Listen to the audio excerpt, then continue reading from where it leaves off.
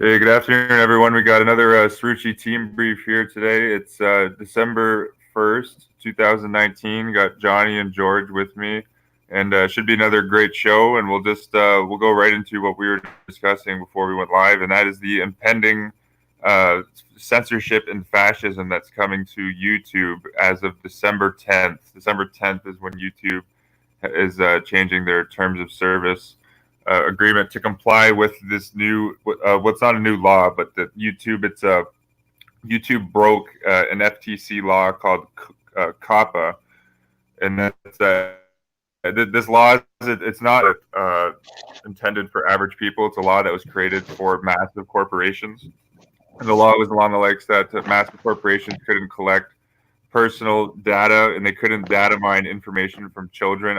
And children are defined in the code as individuals under 13 years of age.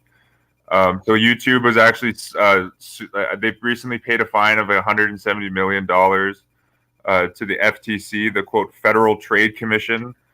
The Federal Trade Commission, a group that supposedly is on guard to protect Americans from monopolization, when America has some of the most the most monopolized economy, in the world. The too big to fail American banks. That's what that's where that terminology. That's an interesting point because we have this pardon the language, this bullshit of the Sandy Hook tyrant Lenny Posner supposedly winning against Alex Jones. Oh, did I mention his name? I could get sued for that little piece of shit. You have this at a certain level. People are not read in. They're playing this game sincerely. They're not read in. They have no idea. But above that level, they absolutely know. And so basically, you're just having money go from one puppet to another puppet, but the system is still being fed. That YouTube is paying millions of dollars to the FTC is a joke. That Alex Jones supposedly paying millions of dollars to that piece of shit Lenny Poser is a joke. At the top, everybody, it's all staying in the same pot.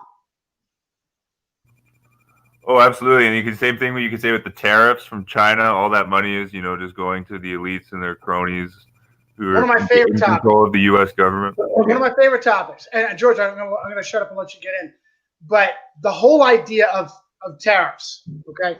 So you have a country like communist China committing crimes against its own people, slave labor, and capitalizing, sorry for the pun, off of their literal blood, sweat, tears, and lives. And so the clowns in government claim that the way to penalize them is to take their money and give it to the United States government in the form of a tariff. A tariff is simply an international tax. How do the people benefit from that process? Neither the buyers nor the slaves who made the goods benefit in any way, shape, or form from so-called tariffs. So that is never the solution. George, you trying to say something? I would say the real solution, like, if the U.S. was serious about affecting China, they would pull out all of the American corporations from China and collapse their economy, but they'll never, ever do that because they're working together. And we mentioned the first American bank to do business with this current communist Chinese regime was Chase Manhattan with the David Rockefeller Bank. And David Rockefeller took a Jesuit-trained Francis X. Stankard, Jesuit-trained Opus Dei Knight of Malta, with him on a personal trip to China. I know you found actually a good article, Johnny, from the newspapers.com archive from a local paper from the 70s highlighting this trip. But David Rockefeller literally took this Jesuit-trained international bankster Francis X. Stankard, a devout a papist, with him to China. Yeah, what's that middle name? Francis? Is it Francis Xavier Stanford? Yeah, I wonder who he was named after. Yeah, it's Xavier. Yeah, Xavier is the middle name. Yeah, so that should tell you everything, also. Exactly. And actually, then there's a connection to China with this FTC ruling with one of the officials on the on the FTC. But so yeah, like you said, that YouTube, paying $170 million fine to them was all bogus. It's not and that's chump change for YouTube. It's just like when HSBC had to pay, what was it, they had to pay 4 weeks profit for admitting that they were laundering billions of dollars of drug money from drug drugs. Yeah. Went to jail. No one went to jail. And I bet you they stopped doing that immediately. Okay, hello, I'm back. Oh, hello. I'm sorry, I had an alarm go off. I'm sorry. But Johnny, I didn't tell you this. I actually moved into Eric's old apartment, so I'm no longer off. No. So, well, you'll never. You got alarm problems, Rene. Yes, you'll never cease to have problems there. Well, okay, so anyhow, I was going to bring up a point. I brought this up to you over a year ago in a phone conversation, maybe a year and a half ago. There's something called the Sherman Antitrust Law of 1890. So almost 130 years ago, the U.S. government passed this piece of legislation saying that monopolies were illegal. In theory, it was a great document. However, there are a couple of problems inherent with it. One, it did not allow for the changes in technology, such as at the time you didn't have things like cable television. Also, it said, even though it said monopolies were illegal, it did not address oligopolies, i.e., where you only have a few people controlling the market, maybe 3 or 4. I mean, how many car manufacturers do we have here in the United States? 4 or 5? And you used to have way more than that. And yeah, George, it was also very.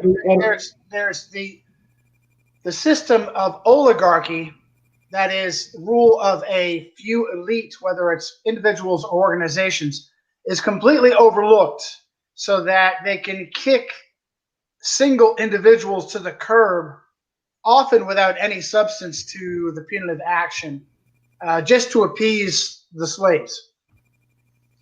Well, absolutely. It's all across the board. It's like that. Think of the airplane industry. It's actually like a monopoly. Like Boeing, makes almost all of the airplanes, in the United States. They're the world's largest airplane manufacturer. And Boeing gets $8 billion a year taxpayer subsidized from the Export-Import Bank, which was created via executive order by Franklin Roosevelt in 1934.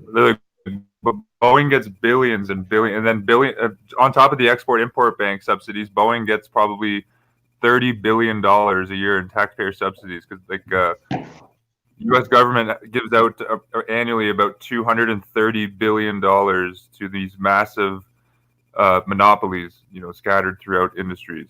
They gave Lockheed Martin, for instance, more money than NASA. And I'll link the post. I did a long detailed post. I found overwhelming Jesuitical connections to Lockheed Martin. For instance, their head treasurer is a Kelowna from the Kelowna Black nobility family, for instance. I'll link that post. But that's just Lockheed has a bigger they get more money than NASA. That's just one company. And Lockheed almost has, you could say Lockheed has a monopoly on military style aircraft for the U.S. Air Force and U.S. Army. Yeah, they make the front line. Both the F-22 and the F-35 are Lockheed. Well, I don't know what ridiculous price tag each one has, billions of dollars per. And that's why when you apply our rules to looking at key individuals, this is so important when it comes to not just chief executives, but chief financial officers or executives, assistants, or whatever, whoever the next tier, next level of leadership is. Are they board of directors? Right. And what do we look for? We look for whether or not they are Roman Catholic, whether or not they were Catholic trained, Catholic mentored, Catholic educated. Immediate family is Catholic. Then you have preferred groups like Jews, who are preferred because they're great to prop up as scapegoats, or sexual deviants, or members of a secret society, Freemasons, Skull and Bones, all of which are ultimately controlled by Rome.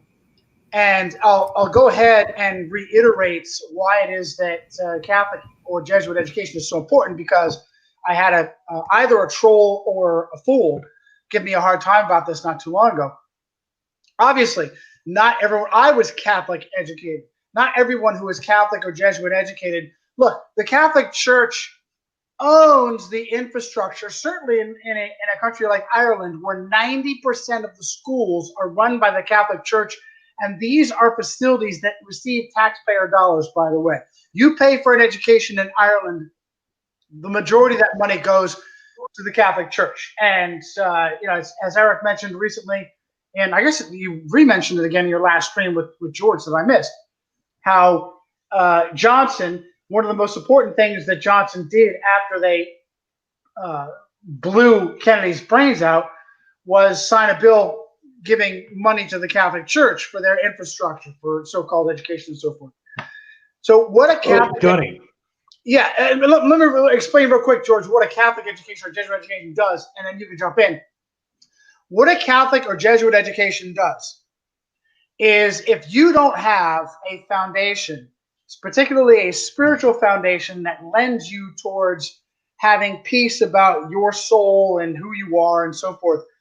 For instance, if you're not a born-again Christian that is really passionate about being born again, then your experience in a Catholic facility, particularly in education, I mean, this is your life. This is what you do as a child, as a teen, as a in college.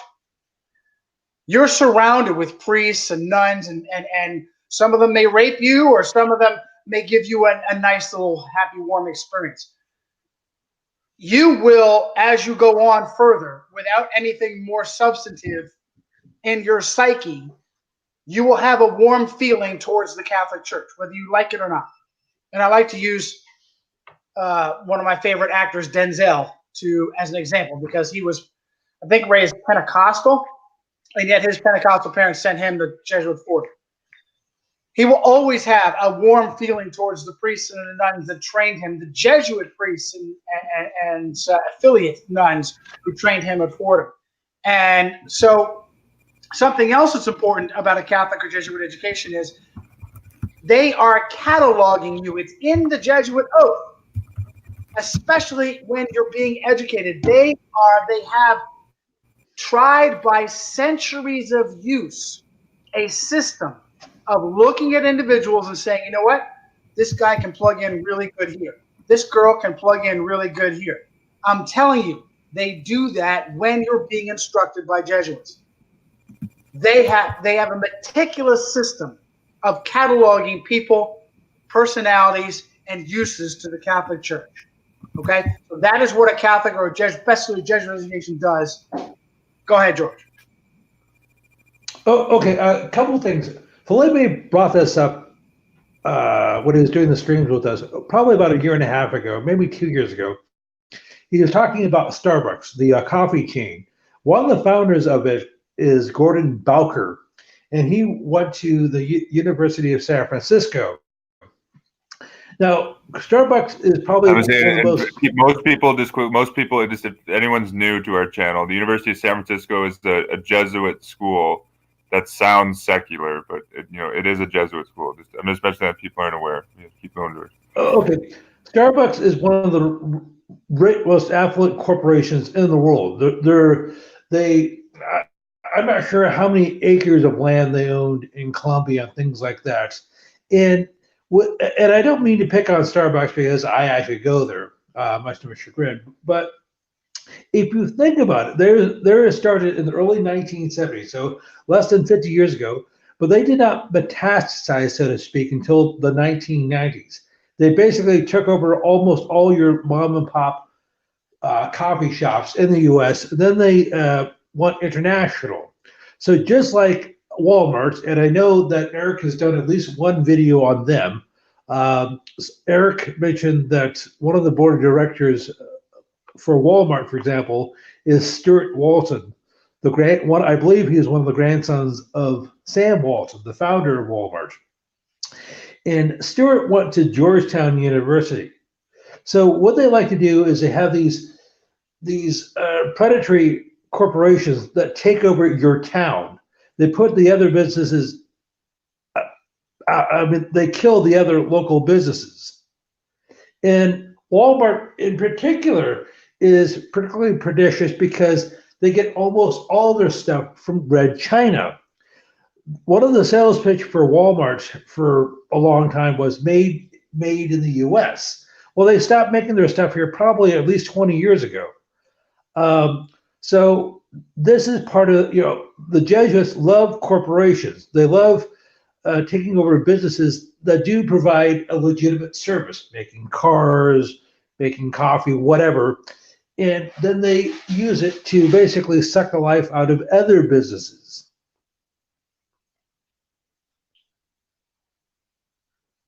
Oh, that's a great summation, George. That's it's all about killing local small business, because that's actually like the destruction of like capitalism as itself. Because when you have state-funded monopolies, which is what the current system is, that's not capitalism at all.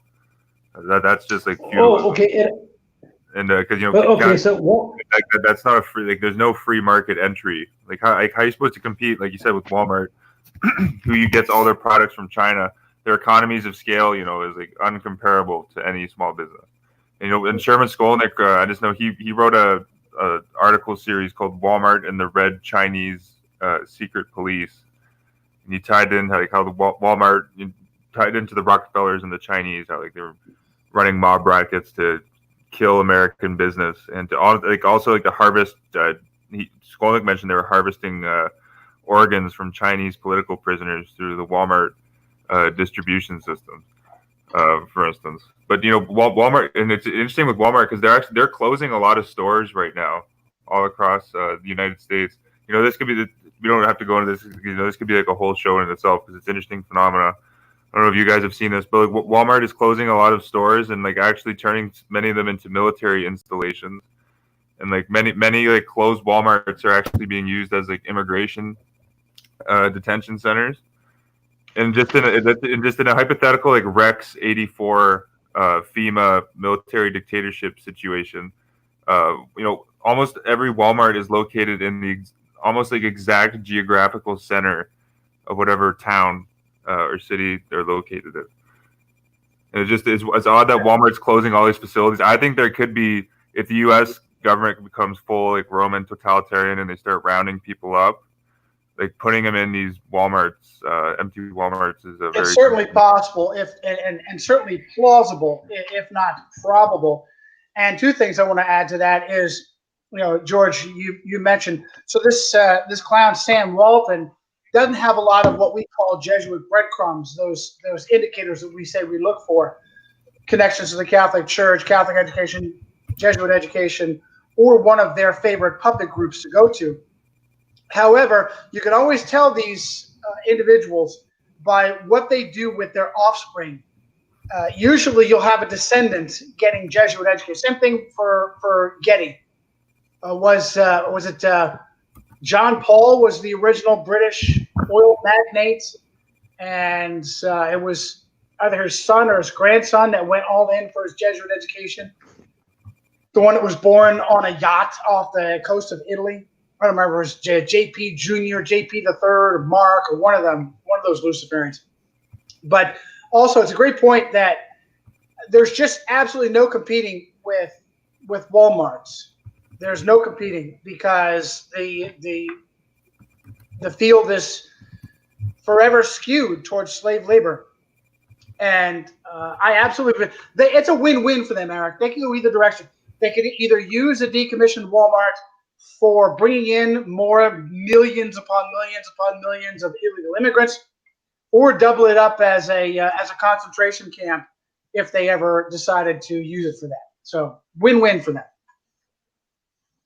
I have the brief video on my channel of the Jesuit trained Janet Napolitano at the Department of Homeland Security. She actually had made a video, like just a little 45-second video, but like she announced that the Homeland Security and Walmart now have like a partnership program, like to quote unquote keep our communities safe. And I've seen Walmart has something called now disaster response vehicles.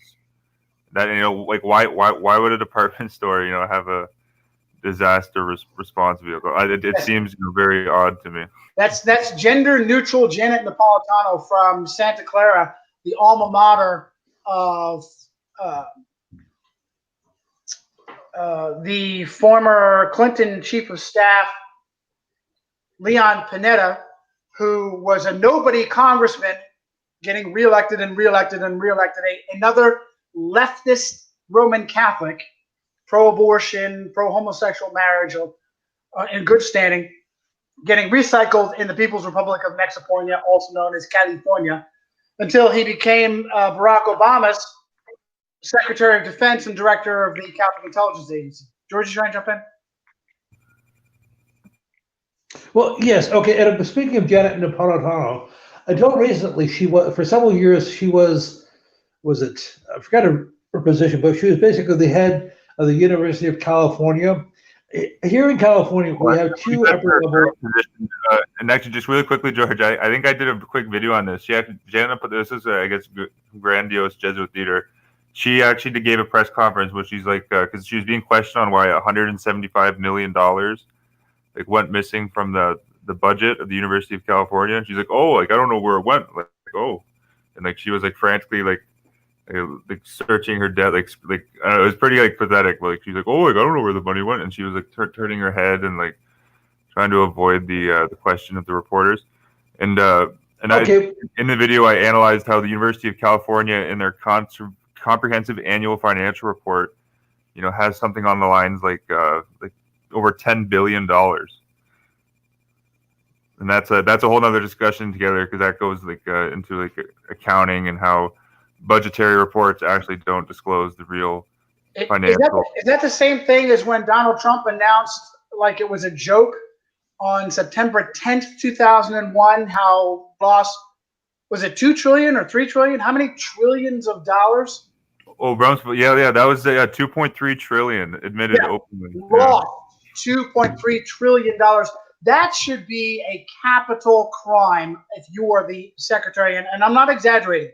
You lose $2 trillion, you should be at risk of execution for high treason. And Johnny, that's 20 years ago now. How much worse has it gotten? And in the Iraq War, Bush signed an executive order, the 13303, which gave all of the oil in the ground of Iraq to American corporations. And I've heard you say, Johnny, that they basically just took pallets of fiat cash into the Middle East and made it disappear. Hey, what I never saw this myself, but I saw reports of it and I saw pictures of it. Literally pallets of cash being flown in for use in bribery and corruption. Pallets of cash. George, go ahead. Oh, I'm sorry, not to nitpicky. Do you mean Donald Rumsfeld? You said Donald Trump.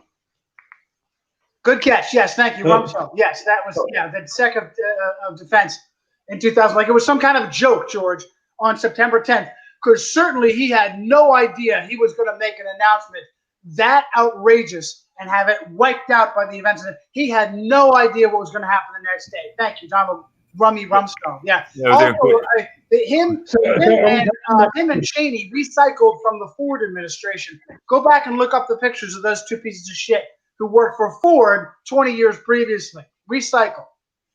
Well, Cheney, I'm just quickly, he's Roman Catholic, and Cheney's the arch, personification of war profiteering. He had shares in Kellogg, Brown, and Root while he was vice president during the duration of the two wars. Kellogg, Brown, and Root is the main subsidiary of Halliburton.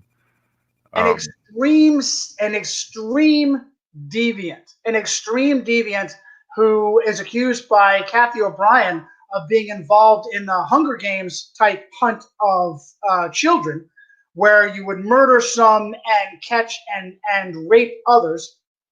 And I think is possibly proof of him being an extreme sexual deviant is the fact that his daughter Lynn is homosexual.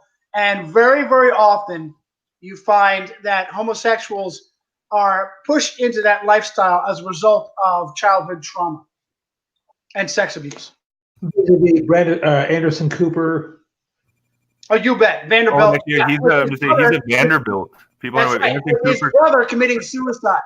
So definitely something was going on in that family, George. Okay, so I wanted to bring up something. We were talking about China tangentially a few minutes ago, and I was doing some research on something called the Rape of Nanking, or Nanjing as we now call it. It's also called the Massacre of Nanking. This took place in January 1938, so you're talking almost 82 years ago. So this is when the Japanese army went into China and took over this town, Nanking, as we called it at the time, and killed a minimum of 50,000 locals. Now, as I said, a minimum, but the numbers may be as high as 500,000. Whenever you're talking about one of these episodes, they like playing with the numbers. For example, they say that only 25,000 people were killed in the bombing of Dresden in February 1945, and that's a different subject. Now, the odd thing about Nanking, even though Hey, George, you're let talking me about history, underline that brilliant point you just made. Let me highlight that brilliant point you just made. Whenever the elite allow their crimes to be talked about publicly, they absolutely underplay the crimes. Whether it's priests raping kids or puppets of the Vatican slaughtering unbelievable numbers of German citizens as payback for Luther's protest. The numbers, or it's the number of illegal immigrants that are being welcomed, streamed into the United States. Those numbers are always underplayed, George. Great point. okay, now Nanking had a reputation, even though China has historically been Buddhist, for thousands of years. Nanking had a reputation of being a Protestant town because in the 19th century, you had a huge number of Protestant missionaries, Baptists, Presbyterian, Methodists, and so forth, who went in there and evangelized the locals, and they set up a whole bunch of Protestant churches. One of them in the 20th century was a fellow by the name of Watchman Nee. He opened hundreds of churches, if at least hundreds, maybe thousands. I'm not sure, but anyhow, as I said, Nanking had the reputation of being a Protestant town, whereas Shanghai had the reputation of being a town. Now, Shanghai was virtually unmolested, no pun intended, because Nanking was designated as a Protestant safe zone, and Shanghai was considered designated as a Catholic safe zone. And so you're talking a minimum of 50,000 people were killed in Nanking over the course of a few days, like St. Bartholomew's Day massacre a few hundred years earlier. But upwards of 500,000 people died. Now, I mentioned Dresden a moment ago, and I wasn't going to talk about this, but the low number for Dresden was 25,000. The high number was 300,000. But as I say, if you go online and look up the firebombing of Dresden, February 1945, you have all sorts of people jumping in and said, no, the figure was 25,000, not one person more. If you say that, you're a neo-Nazi. Yeah, George, that's no different than the Rhine Meadow death camp. I actually mentioned this. You would go and bring up the St. Bartholomew's Day massacre in France that occurred when a Medici queen was ruling there. Catholic France, ruled by an Italian Roman Catholic Medici. There's the worst of everything right there. I also had cause to bring up the Rhine Meadow death camps in my upcoming book, which tentatively is going to be called Romans of Mass Destruction, and I'm hoping to get it published within the next couple of weeks here. We'll see how it goes. But it's going to be Roman Catholic mass murderers from like 54 AD until the 1600s, and that'll be, God willing, the first volume.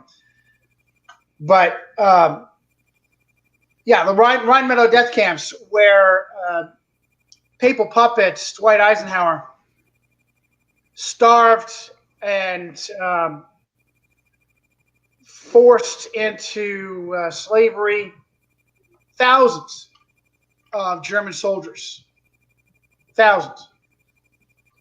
left them Oh, you're without talking probably at least 1,200,000. Give me the number. You're talking, well, it's really, okay. I just said a moment ago, it's really hard to come up with precise numbers, even though you're talking about an event that took place less than 80 years ago. Okay, can I just make a point? If you look in the fourth vow of the Jesuits, which is also known as the extreme oath, one of the things it says in there is that we will gather all statistics and numbers. And I'm not sure when the oath was written. George, brilliant, George. That is exactly what I was mentioning earlier. Thank you for giving the words, the verbiage there. That is exactly what I was referencing when I talk about the importance of a Catholic or a Jesuit education. You are being categorized and you are being assessed for possible future use. I didn't mean to cut you off. I just wanted to highlight that point. Okay, so for example, with almost all these events, Rhineland Meadows, King, St. Bartholomew massacre, as I said, they always manipulate the numbers and usually will try to lowball them. And something I mentioned before is when you're talking about these persecutions, these inquisitions, the first rule is one, say it didn't happen. Well, it's just that's just an internet conspiracy theory. Okay, then the second tactic is, well, okay, yes, it did happen, but it wasn't really that bad. The third one is, well, okay, yes, it did happen, it wasn't that bad, but they deserved it. And actually, George, just I've seen Catholic apologists and propagandists, or like you could say Jesuit propagandists out there, are using that second option with the Inquisition. Like that's actually like they're now like common like defense tactic to defend against criticism against the Inquisition. It's like, yeah, it happened, but like it wasn't that bad. There was only ever like 40,000 people killed by the Inquisition total. And of course, it was just like, and I heard a Catholic apologist named Steve Weidenkopf and others say, well, you know what? It was a choice between the second authorities and the Inquisition. Most of these heretics prefer to go up from the Inquisition because they got a nice comfy chair. You know, they got to sit in the lounge. You know, read magazines while they're in the lounge. Hey George, let me add another level of how they distract or deflect from their unbelievable crimes. That's plausible deniability. For instance, many times the Inquisition would be the judicial authority, and then it would turn over to the Catholic ruling elite to do the actual dirty deed of finishing the poor bastard by burning them alive, their execution. The Inquisition would do the torturing, but the actual government of the Catholic authorities in the host nation would do the killing. That's a fantastic point because this is, and especially throughout the Dark Ages, and even to like the 20th century and the 21st century, the governments, the civil powers, quote unquote civil powers that were persecuting the heretics on behalf of the Catholic Church, actually had formal legal concordat agreements where Catholicism was the official religion of the state. And and this happened all the way to the 20th century. The thing in Poland, there's kind of like a forgotten Holocaust that took place in Poland between 1919 and 1930, when devout Catholic Podolski, I think Joseph Podolski, was the dictator of Poland, and they created concentration camps in Poland for non-Catholics, like Orthodox and the quote unquote communists. And that is exactly the formula for the Bartholomew's Day massacre. Catherine de' Medici had a personal Jesuit mentor and confessor, and she was being slowly guided into basically genocide of France's Protestants by the Vatican. And the Vatican had plausible deniability by using her for that unspeakable evil. And she was just the queen regent. She wasn't the king. One of her offspring was the one that did it. I can't remember which ones. Charles, one of the Charleses. One of her offspring was the responsible, ultimate signatory authority. But it was her being manipulated by her Jesuit confessor who was taking instructions from Rome. Plausible deniability. That's how it always works, and and people got to realize like that's all it is. And I would say the plausible deniability doesn't even work in a situation where Catholicism is the official religion of the state. Like if you're to get into a argument with someone over that, or like in a debate, because like when there is no separation of church and state, what the state is killing heretics on behalf of the Catholic Church, that is by definition the Catholic Church also killing heretics. And to the 21st century, up until 1980, the Catholicism was the official religion of Argentina. A non-Catholic could not be president in Argentina. It was the same thing in Brazil, for instance. Same thing in the Dominican Republic. Many of these countries actually still have formal concordat agreements, like Haiti, for instance. There's over 30 countries in the world that still have official concordats where it's strictly stated in the agreements that Catholicism is the official religion of the state. So George, who did the killing of the enemies of Rome in World War II? Was it the United States military? Well, it was a combination of forces, and just to give, I believe her son in question, Catherine de Medici, was Charles IX. He was. It was called regent or something like that. He wasn't. So he was essentially the prime minister of France, although they didn't use that term. He was called regent. He was in charge on St. Bartholomew's Day in 1572. So to address your second point, as I recall this chapter in my book, I think he was also an overt homosexual. One of her children, an overt homosexual, openly so. Everybody in royalty is a sexual deviant, but he was particularly effeminate. I think it was Charles IX that was. And he was also friends with Protestant Henry of Navarre, which caused ceaseless problems there. And Henry vacillated back and forth between being admitting to be a Protestant and not being a Protestant. And he actually ended up taking over the throne, but not before he had to give up being a Protestant. You're not allowed to be the king of France unless you are a Roman Catholic, George. Okay, so anyhow, to address your second question, who did the killing in what we commonly call the World War II? Well, it was a combination. It was the U.S., Nazi Germany, Japan, Russia, Britain. So it was almost literally a cast of thousands. I think for me, though, at least with the First World War, in the Second World War, is the same dynamic as that plays. But at the Washington D.C., they have a monument to the fallen soldiers and the civilians who died, and it says I covered this in the video I did on the fascist. It says the plaque to remember the Great War for civilization. On this remembrance plaque is the Roman fasces. They kind of on this supposedly remembrance plaque, which I think that symbolically shows that this was a sacrifice. In World War I, the Kaiser of Germany. Germany, the Kaiser's his whole policies was unstable, reckless militarism. Kaiser is German for what word? Caesar. Yes. Caesar, yeah. Oh, yeah. Great point. Fantastic. Yeah, and actually, but the Kaiser Wilhelm II in his memoirs, I have them on my archive.org. I'll link it in the chat here, page 211.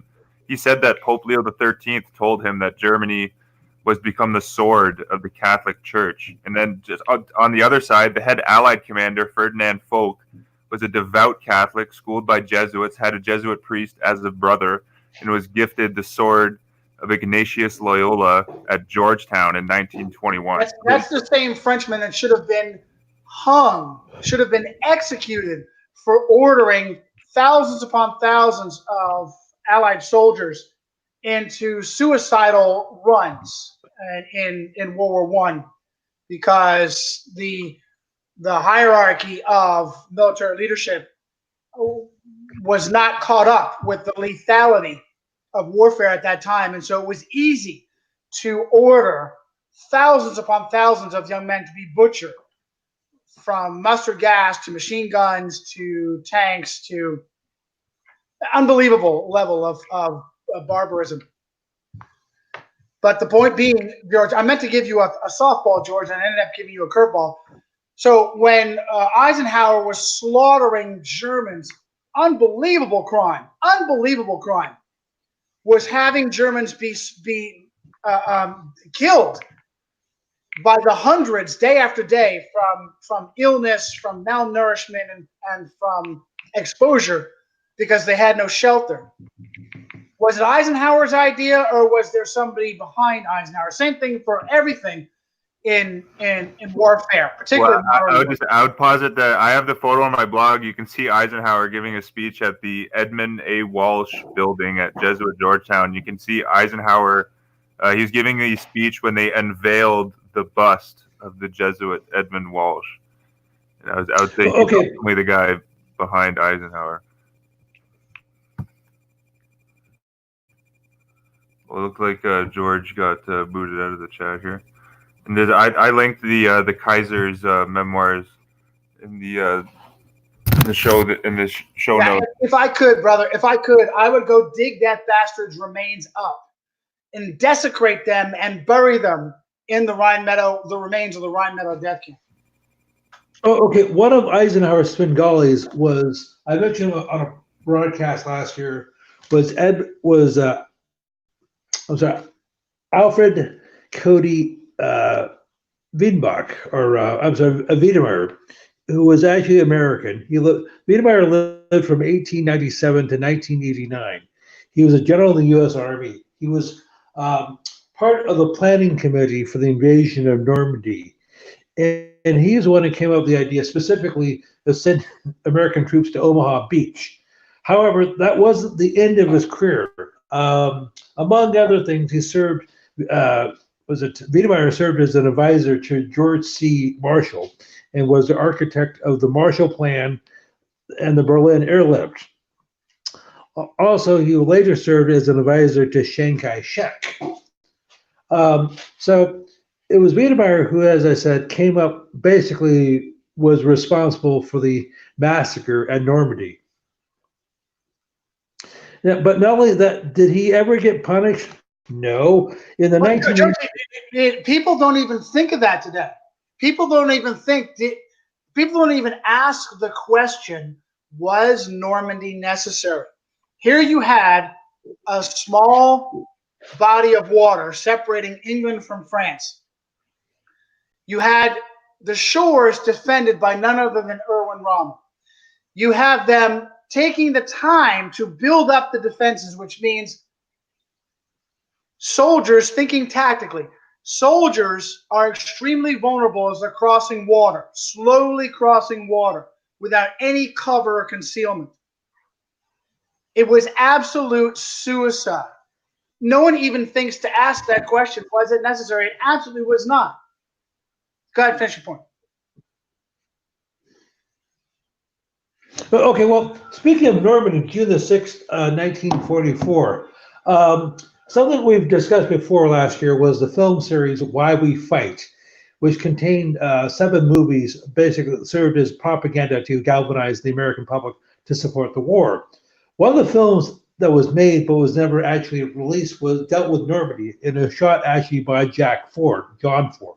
And he was there at Normandy with Francis Joseph Colonel Spellman and William Joseph Donovan. They actually took Ford had cameramen with them. And once they got back to England and looked at the footage and saw what an absolute massacre it was, they decided, you know what? This would have the opposite effect of what we're going for. We want to get the American public to back this war. But if they see all these dead soldiers on the beach, it might backfire on us. So the movie was never actually released. So his next project was, for a piece of trivia, was the film They Were Expendable, which dealt with the abandonment of the Philippines.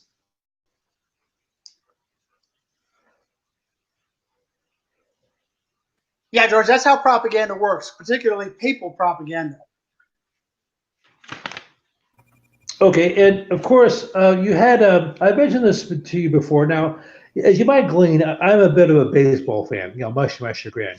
And one of the tugboat operators was Lawrence Peter Yogi Berra, who would later go on to be one of the great catchers of the New York Yankees of until the 1960s. Well, so Bear, as I said, was a tugboat operator for the U.S. Navy. And he was pretty much out of harm's way.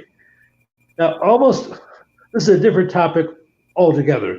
Most of the prominent baseball players who joined the military during World War II ended up playing baseball, like Joe DiMaggio.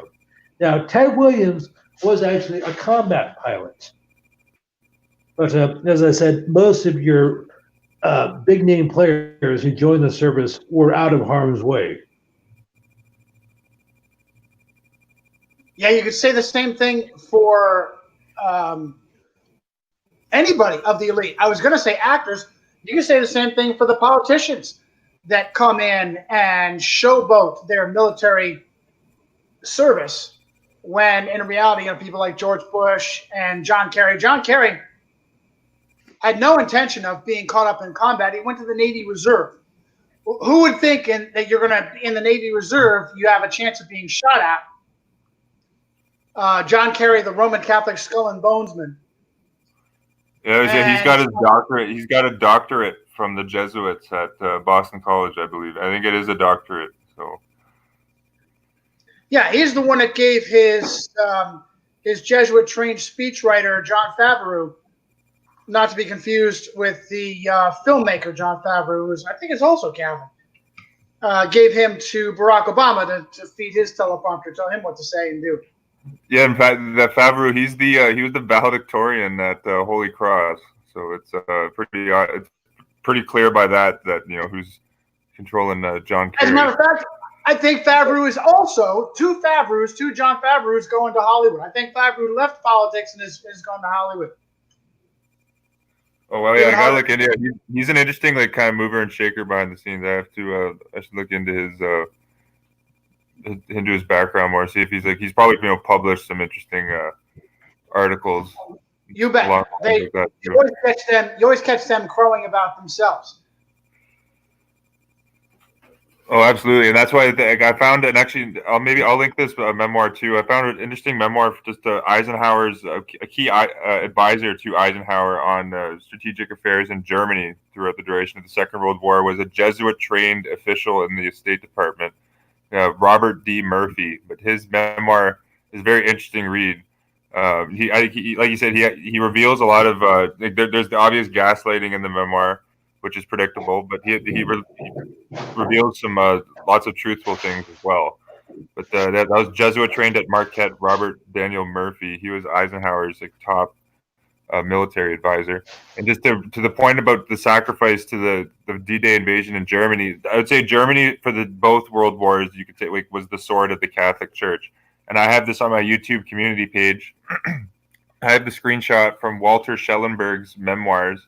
I found this on Library Genesis, a great find on that archive there. I found the English translation to Walter Schellenberg's book, The Labyrinth. It was retitled Hitler's Secret Service. But on page 31, he admits that there was this Austrian, he says there's an Austrian engineer named Plassinger that convinced Hitler to model the Nazi party off of the Jesuit order. And then later down in the book, on page 55, he mentions that Heinrich Himmler, the head of the Nazi SS secret police, strictly modeled the SS on the Jesuit order. But I'll link that in the chat. But I have this. I linked this above probably 5 minutes ago. This is just an interesting letter the Secretary of State of the United States, Robert Lansing, sent to Woodrow Wilson. He sent this August 20th, 1917. I'll just read a little blob here because he accuses the Pope of being an agent of Germany. That being the Kaiser, the Caesar. But Lansing says, I think it necessary to consider the motives which inspired the Pope's appeal or influences which induced him to make it at this particular time, when the military tide of the Central Powers is at the flood, when the submarine warfare appears to be at most menacing, when the power of the United States is just beginning to be exerted, when Russia has not yet gained her equilibrium, when a vigorous peace propaganda in this country and other countries is being pressed, and when the socialistic bodies are being employed as at Stockholm to demand an end of the war. I would only say that the Pope, probably unwittingly or not, out of compassion for Austria-Hungary, has become in this matter the agent of Germany. That was written by the Secretary of State. And, Austria-Hungary was a huge, aggressor in the First World War. Like, the leader of Austria-Hungary, Franz Joseph, like the emperor, was a devout Catholic. This guy had like 7 or 8 papal knighthoods.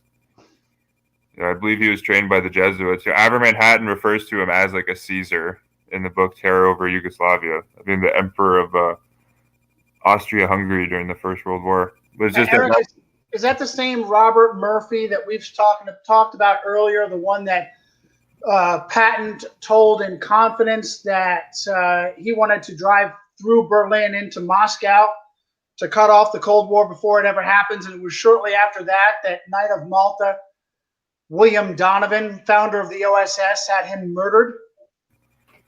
Yes, that's the same one. I mean, not coincidentally. It would be in Murphy's interest, given how close he was to the Jesuits, to make sure that the Soviet Union was untouched. And that's, you can see after Patton was killed, there was no legitimate attempt by the United States Army to ever go into the Soviet Union or legitimately. Oh, they were working hand in hand, George. They were working hand in hand in 1944 when they turned Polish patriots over to that monster Stalin in Warsaw, right, George? They actually had a Polish emissary in Washington. They had a Polish emissary in Washington, D.C., coordinating the rebellion that they pulled the rug out from underneath them in best Bay of Pigs fashion. Well, yes, or Hungary 1956, or Czechoslovakia 1968, or more recently, you could say Tiananmen Square 1989. So they played this pattern several times throughout the 20th century. And Poland was screwed over not only in 1944, but the year before 1943 and in 1939 in the initial invasion, because Poland was invaded on September 1st, 1939 from Germany in the west and Russia from the east a few weeks later. So it was, so to speak, a coordinated effort. It's quite tragic. It's quite tragic because Poland is Catholic. Poland was Catholic. But, okay. So, go ahead. Okay, but a couple of problems with Poland. Yes, it is mostly Catholic, but they do have a small Protestant enclave, and at the time, a huge Jewish enclave. And even now, this is something we haven't quite fleshed out. Is another problem the Catholic Church has had since at least the time of the Reformation is something called liberal Catholicism, also known as Gallicanism, after the Gallican Church in France. Is you've had this almost schizophrenic view for a number of Catholics who will recognize the Pope as a religious leader. He can just tell them what to do in terms of doctrine, but they don't want him to dictate their affairs when it comes to politics. Now, those who have no qualms with the Pope telling them what to do with their politics, being involved, interloping with political matters, are called ultramontanists, which means beyond the mountains, i.e., beyond the Alps. So it has been a struggle in the Catholic Church for hundreds of years to eliminate liberal Catholicism. Right. And George, by the way, can we call this liberal Catholicism? Just call it by a different name. Catholics who have not sold their souls in loyalty and subservience to the Pope. So this traces back to the concern that Roman Catholicism is not a religion, it's a malignant political insurgency. And I was just thinking about this morning because everybody makes such a big deal about this Jesuit-trained Roman Catholic. He's really not. He sort of plays around at being Scorsese. Scorsese is a perfect example of someone who pretends to be distant from his Catholicism, but with nothing else replaces it. Catholicism owns him, whether he goes to Mass every day or every weekend or every Sunday morning or not. Catholicism owns him. That's why he makes movies for the Jesuits like Silence and so forth, and making a big deal out of him. And it was him that was what's the DiCaprio, Day-Lewis, Gangs in New York, something like that. where Daniel Day-Lewis is the Protestants' butcher monster, and yet at one point in the movie he makes a brilliant point where the corrupt politician points to the ship and says, "See that? Immigrants are burgeoning here." And Day-Lewis, as the monster Protestant butcher, says, "I don't see immigrants. I see open mouths waiting for a soup kitchen, people who are going to vote in any way that the man with the pointy hat, the Pope, tells them to vote."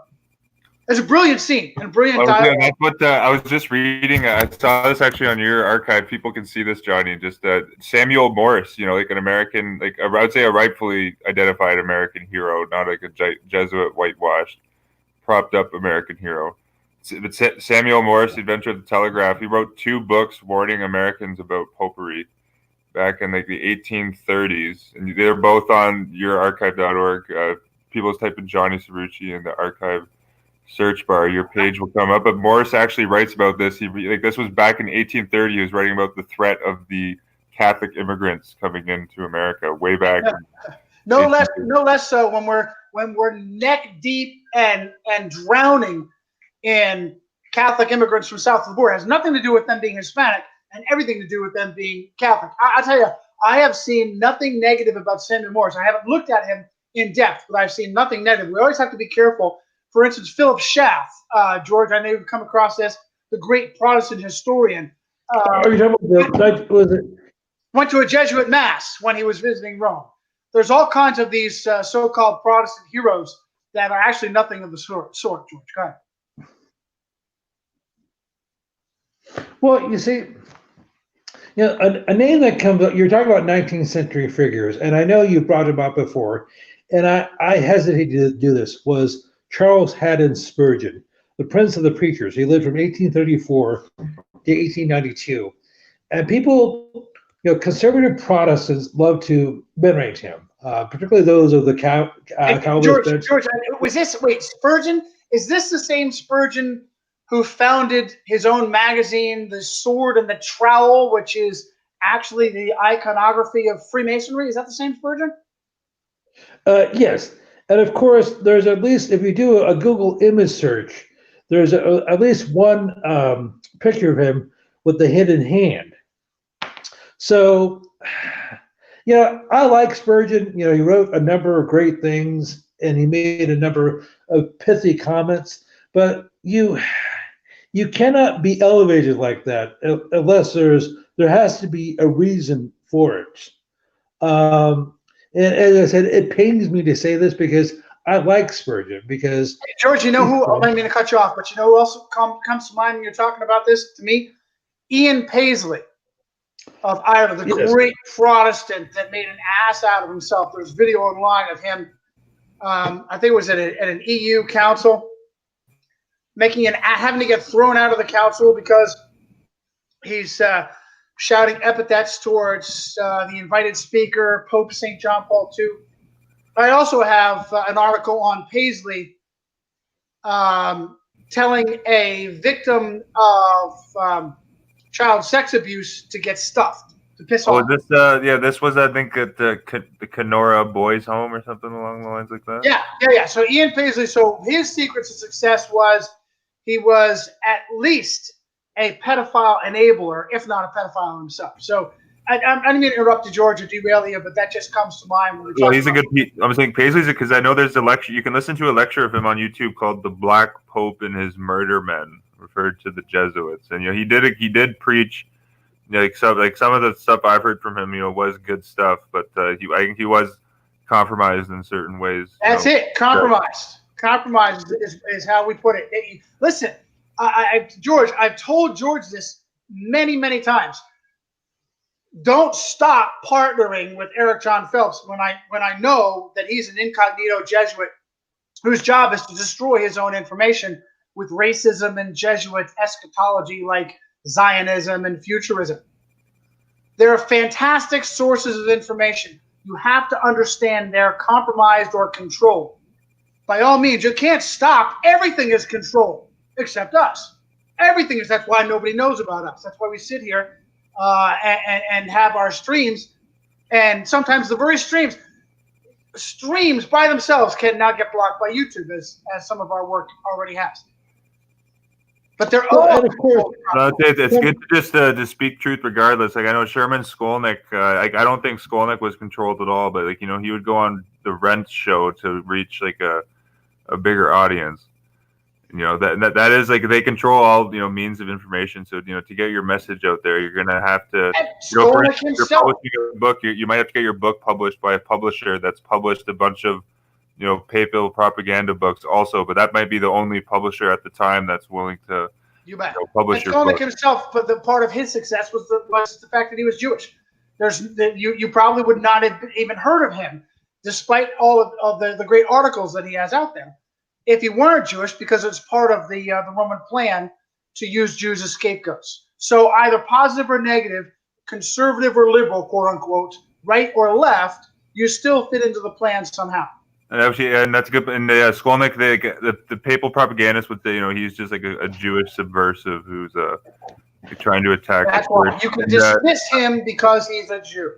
And I would just say quickly on Phelps. I just noticed, he gives I would say, 90.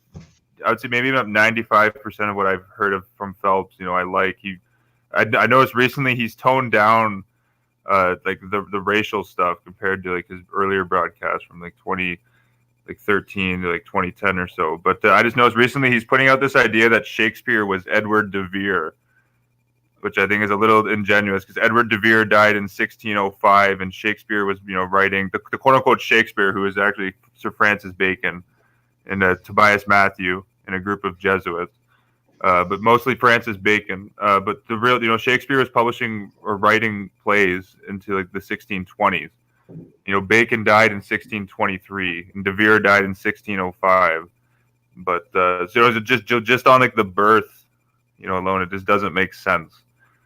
But I just noticed he's talking a lot about how Shakespeare is De Vere, which I think is a little. I sent you guys, I think, some source material on that in the email chat. Well, there's a few Shakespeare aficionados who have debunked the idea that De Vere is Shakespeare. Okay, could I chime in on that? Yeah, for sure. Jump in. Okay, so there's a British author named Robert Newman. I don't know his background other than where he's from, and I don't know if he was trained by the Jesuits. But I've heard him do some broadcasts. One was on Red Ice Television, and I know you probably have some qualms about that. Another one was on the Greg Zemanskis show, and I know Johnny definitely has some qualms about Greg. But according to Newman, Shakespeare was basically there were multiple Shakespeares, and that would seem plausible because they had to have several writers do his stuff. Because if the historical William Shakespeare, who lived from 1564 to 1616 or whatever it was, he basically had the equivalent. I realize that they didn't use his nomenclature back then, but he had less than a high school education. And he had this vast knowledge of Greek and Latin and classical literature and all that sort of stuff, and geography and politics and history. It's almost like a Mein Kampf type situation. So somebody with a very modest background and a very modest education, it would have been difficult for him to know this stuff. Yeah, possible. He could have been if the William Shakespeare was a real person, he could have been an autodidactic, self-taught, but that would have seemed unlikely. So according to Newman, it was several writers who were producing material for William Shakespeare, and he was just simply an artificial entity. That makes a lot of sense, and just I think the Bacon angle makes a ton of sense because Bacon actually founded his own literary secret society called the Society at Gray's Inn.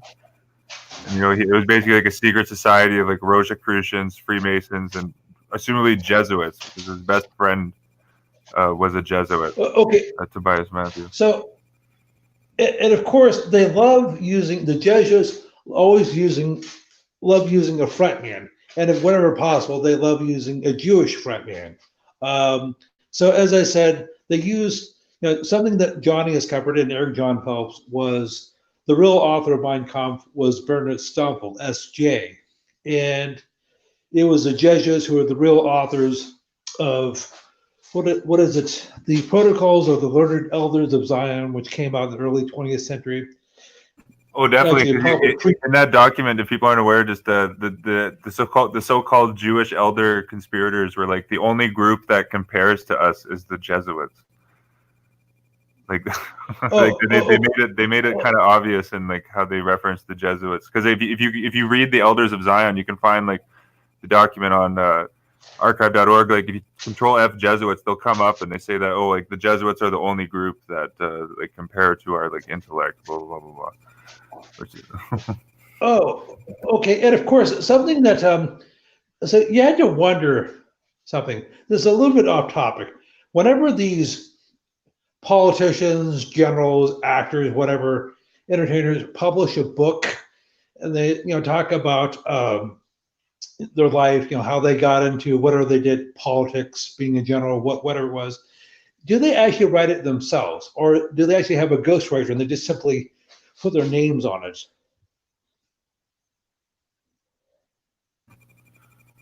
Yeah, I'll say that's exactly the case for Susan Collins up there in Sandy Hook, Newtown, Connecticut. As a matter of fact, the very concept of children being forced into some sort of death sport was first talked about by Kathy O'Brien, we mentioned earlier in the show. And Dick Cheney liked to play that game as one of the many that did. And this is what they almost certainly do at Bohemian Grove and various of the other ranches of the Knights of Hubertus. And certainly this is probably what Antonin Scalia was doing when he had his accident. And make a big deal. The Knights of Hubertus make a big deal about how much they love to hunt. And then you have somebody like Kathy O'Brien saying they're hunting children. Okay? So I'm going to go ahead and connect the dots there. Yeah, and then they're literally like the gatekeepers of Bohemian Grove. That's like where they're stationed. So that should tell everything. That's a great point, Eric. It's really weird. Here you have somebody like Alex Jones, who got put on the map with his supposed breaking into Bohemian Grove, and he mentions nothing about who the caretakers are. Both the Bohemian Grove and the Bohemian Club, which is located in devout Roman Catholic Herbert Deviant, San Francisco. Yeah, I'm going to say, according to Charles Chinnicky, San Francisco has been owned by the Jesuits since like 1850. I just want to mention that quick, Johnny. Yeah, outstanding. I didn't mean to cut you off, George. Were you in the middle of something? Well, so you had to. Okay, this brings up another point. So you had these celebrities, entertainers, actors, singers who come out with their memoirs, and I was just making the point: how many of them actually write it themselves, or they just have some ghostwriter do it, or perhaps several ghostwriters? And this is something I brought up with Eric on a previous show, probably last year. You know how you have all these entertainers who are on social media, Twitter, Instagram, things like that. And Donald Trump is famous for posting all these tweets on Twitter. Does he actually write these things himself? I mean, he's supposed to be the president of the United States. He should. I mean, doesn't he have better things than acting like a teenager? Oh no, I bet 85 to 95% of the tweets are not written by Trump. Or any other person, LeBron James or whoever is popular these. Oh yeah, these, all these these days. countries, they have. I think they call them like social media teams, like quote unquote social media teams that handle all the social media accounts of these celebrities. I mean, if you're really the president of the United States or prime minister of Canada or whatever you're in charge of, mayor of New York City, do you have time to go on social media and look at other people's, what other people are saying and constantly, making these responses? I mean, you barely. I mean, you probably don't even have time if you're the president of the United States, you probably don't even have time to read your local newspaper. Well, it's Or- in the I don't know. If it is the case, I think it would be a situation where like the president at this point is such a puppet, where his job is just to fly from place to place and talk and give speeches and sign executive orders and pass police state bills that like he would have maybe free time just because like for instance on the presidential Air Force One plane, like Trump's constantly flying from place to place. Like he would have time to because everything's prepped for him. You know, all of his speeches like are probably weeks in advance prepped for him to read.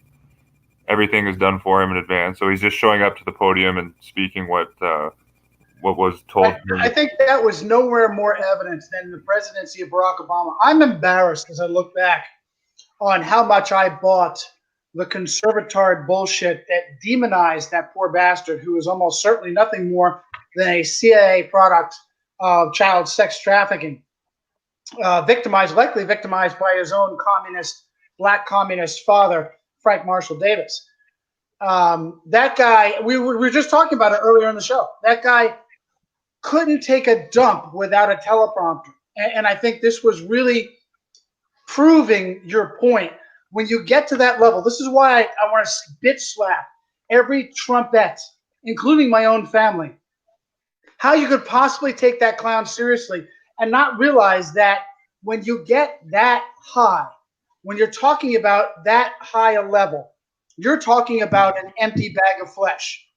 You're talking about a 100% puppet. There's no way that guy doesn't do a damn thing that he's not told to do. And if you don't believe that, you're a fool. I would say, I think that's exemplified. Two Cirucci team briefs ago, I read some of the excerpt of what Dwight Eisenhower said at Jesuit Georgetown in 1958 when he was president of the United States. And that, I think, exemplifies how much, just how much the current U.S. presidents are puppets of the Vatican. And completely owned, like as you said. If you look back in time, you're hard pressed to give an example of when he wasn't owned. We talked about earlier.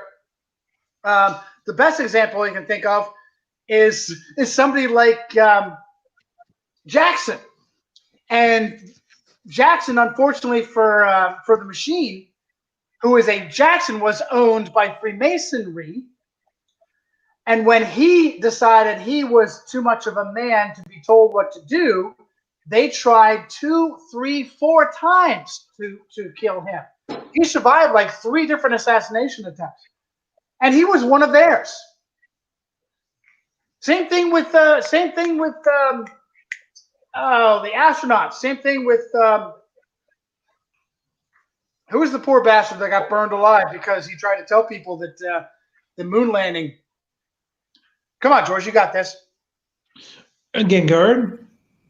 Yuri Gengard? No, the NASA astronaut who was burned in his lander because he hung a lemon on his. I want to say Michael Collins. Killing me. This is an easy one. Stand by. I'll come up with it. He was one of theirs, but he slightly went off the reservation. And they burned while you're pulling that up, just people the Jesuit connection to the moon hoax is the leader of the mission was Glenn Looney, who went to Jesuit Scranton Prep and Scranton University, 2 Jesuit institutions, and that's and this guy Glenn Looney was like the commander of from Apollo, like he led like 15 of the Apollo missions, and Jack King, the voice of NASA, went to Jesuit Boston College. Yeah, someone had it. Thanks, someone. Gus Grissom. Oh, Gus Chaffee. And this is how bad they wanted Grissom. I think Chaffee and White, who burned up with him, were collateral damage. They burned those poor bastards alive in perfect Inquisition fashion because he hung a lemon on the outside of his moon lander as code. Nothing more than that little bit of code to let people know the moon landing was a joke. And that was enough to get him and 2 innocent other men burned alive. Okay, so talking about Yuri Gagarin, the cosmonaut, who was basically the Russian version of Buzz Aldrin. He allegedly was the first man in outer space.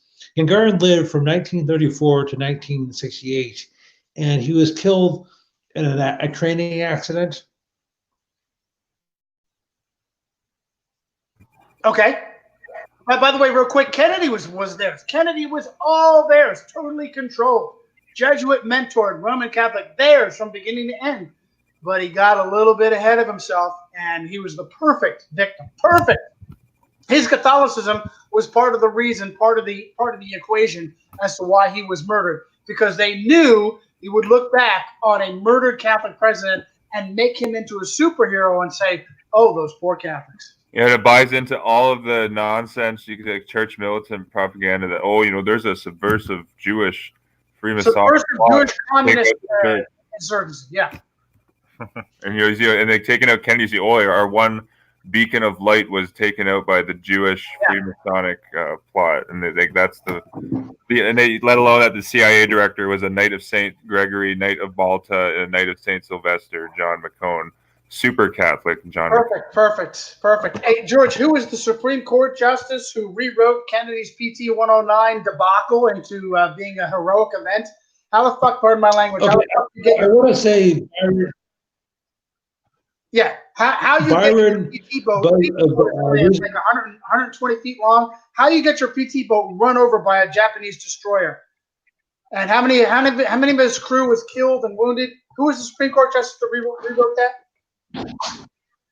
I'm not sure, but it was Byron Weezer White, who, interestingly enough, was a high-level Freemason and is also the only member of the U.S. Supreme Court to actually to have played in the NFL.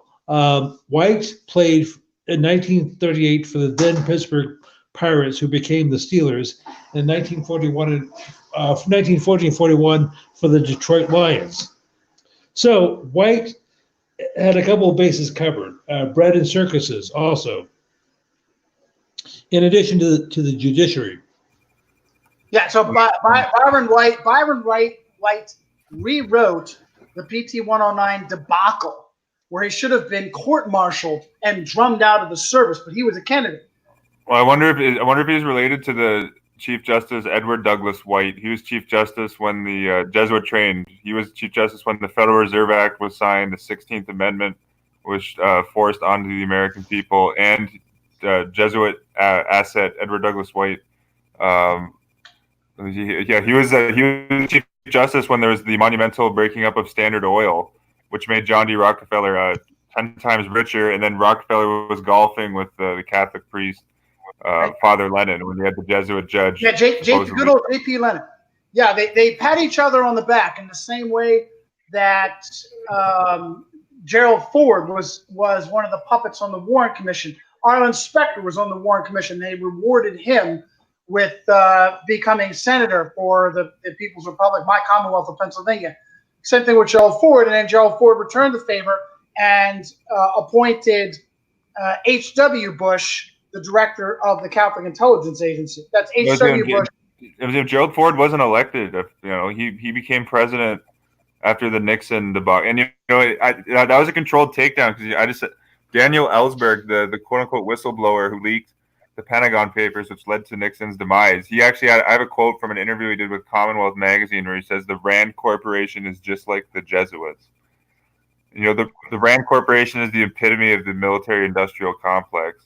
I found just looking through the current Rand structure, there's probably 40 Jesuit alumni in the current Rand strategic committees and analysts, economists, teachers. Rand has one of the biggest economics programs. They actually invented modern economics with game theory, systems analysis, rational choice theory. But I'm gonna say Ellsberg worked at Rand when he leaked these documents. He compared Rand to the Jesuits, which is just And Ellsberg has recently spoken at Jesuit Georgetown University on his quote unquote whistleblowing activities. And just to wrap, I didn't mention this. I think we about an hour or so ago, earlier in the stream, we mentioned the new impending YouTube laws, and this ties into also how much of a puppet Trump is. And that he's ultimately not really making the decisions; it's the Jesuits. But predictably, Trump nominated a Jesuit-trained Joseph Simons to be the chairman of the Federal Trade Commission. That's Joseph Simons, American attorney currently serving as chairman of the Federal Trade Commission. He has his doctorate from Jesuit Georgetown University, and he got that in 1983. So the Federal Trade Commission. So like, and another interesting connection is just that. So they put out an article about their new draconian YouTube laws, and just with the new laws, like when you upload a video now, you have to check it off if it's made for kids or not. And if you don't, let's say you don't check it off that it's not made for kids, and they rule that this is quote made for children, dollars.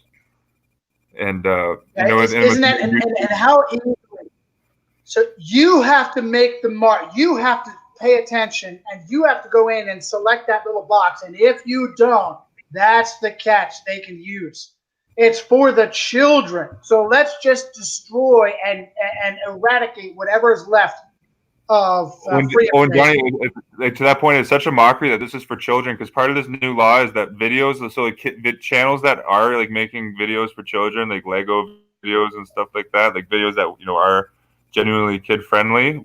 So like when you click your video that says this is kid friendly, it disables it takes your video out of the suggested feeds. Like you can't put the video in a playlist, so it basically kills your entire video. It demonetizes your YouTube channel. So the ironic thing about this new bill is they say this is to protect children, but videos that are actually out there for the benefit of children are going to be killed off by these new censorship laws. And you can see video after video of like Lego YouTubers, for instance, I've seen are saying I'm quitting YouTube due to these new rules. So there's going to be a bunch of kid content that's now gone due to these new laws. That's how they're funneled in. That's how they're funneled in. You can either go into obscurity or be unprotected and at risk of being destroyed. Yeah, real quick, Liquidator is talking about Kanye. I'll tell you, I think his supposed conversion to Christianity is plausible deniability. Think about this, Liquidator. If he came out after his conditioning and was Catholic, then you would start to question all of these radical changes going on in his life. But now he's born again, and that stops you from critically looking at him making some controversial statements, going into the hospital for a breakdown, and then coming out completely controlled by the machine. Well, absolutely. In his family, he's a Kardashian now. If people aren't aware, the Kardashians are devout Catholics. Like Daddy Kardashian was a Simpson lawyer, wasn't he? Yeah, Robert. Yeah, he was OJ's attorney, and OJ's two other attorneys. What was it? Johnny Cochran and Johnny Shapiro, both trained by Jesuits.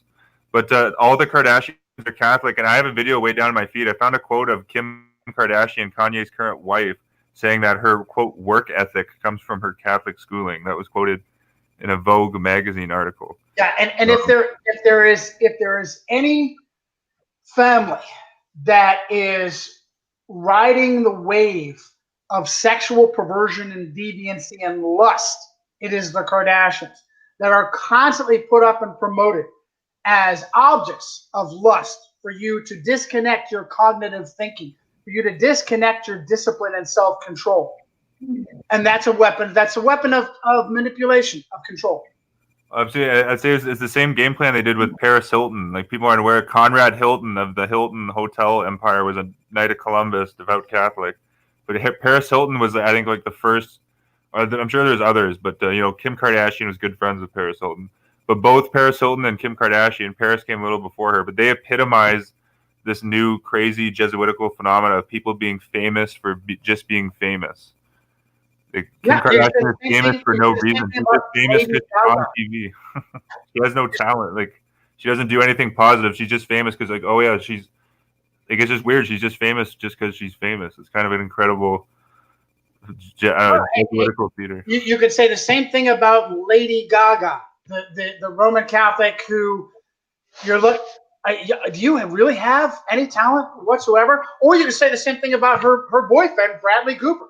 Are you really, with no offense to Bradley, but with that profile, he's got kind of a big nose. Are you really considered the most handsome man ever. I mean, what stupid magazine did they do that? And they have him on the cover as the Hanson was. They laugh. They laugh when they take one of their puppets and promote them and tell you, Kidman with her Australian hubby, they have their own private personal Jesuit. Her Australian husband, who is a country western music star. What's his name? Are you kidding me? A country western star from Australia? What the fuck do you know about country western music? Oh, you're a good Catholic? You're devout Roman Catholic? Okay. Kidman with her family background in child sex slave trade. And Daddy Kidman, who was a psychologist, who was one of the people that helped condition the children to be raped and abused. All these guys got like, especially like the A-listers. Lots of them have interesting backgrounds. Like, isn't like I don't know if Tom Cruise, like he was married in a Orsini castle with black nobility aristocrat. That's because he's a Kelowna. Tom Cruise can trace his family lineage to the Kelownas. Right? Oh, he is Kelowna? Oh, wow. I'm pretty sure, yeah. Urban. A lot of these guys are, like, for instance, like on the Epstein list, I saw there was a Cigno Cani, Cicognai on Epstein's Black Book list. That's the same last name as an apostolic delegate to the United States of the Vatican from like 1950 to 1950. I'm sure that's just a coincidence. George, you trying to jump in? Well, Nicole Kidman's current husband is Keith Urban. He was born in. Go ahead. He was actually born in New Zealand. So now Nicole Kidman was actually born in Hawaii, but she grew up in Australia.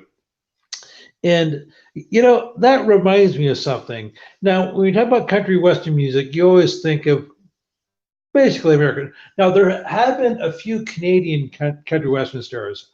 I'm drawing a blank. A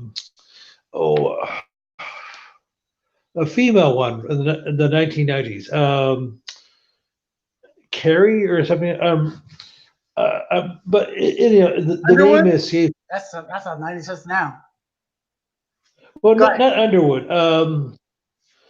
I'm not really into country music. Is she Catholic, Carrie Underwood? I'm not sure of her religious affiliation.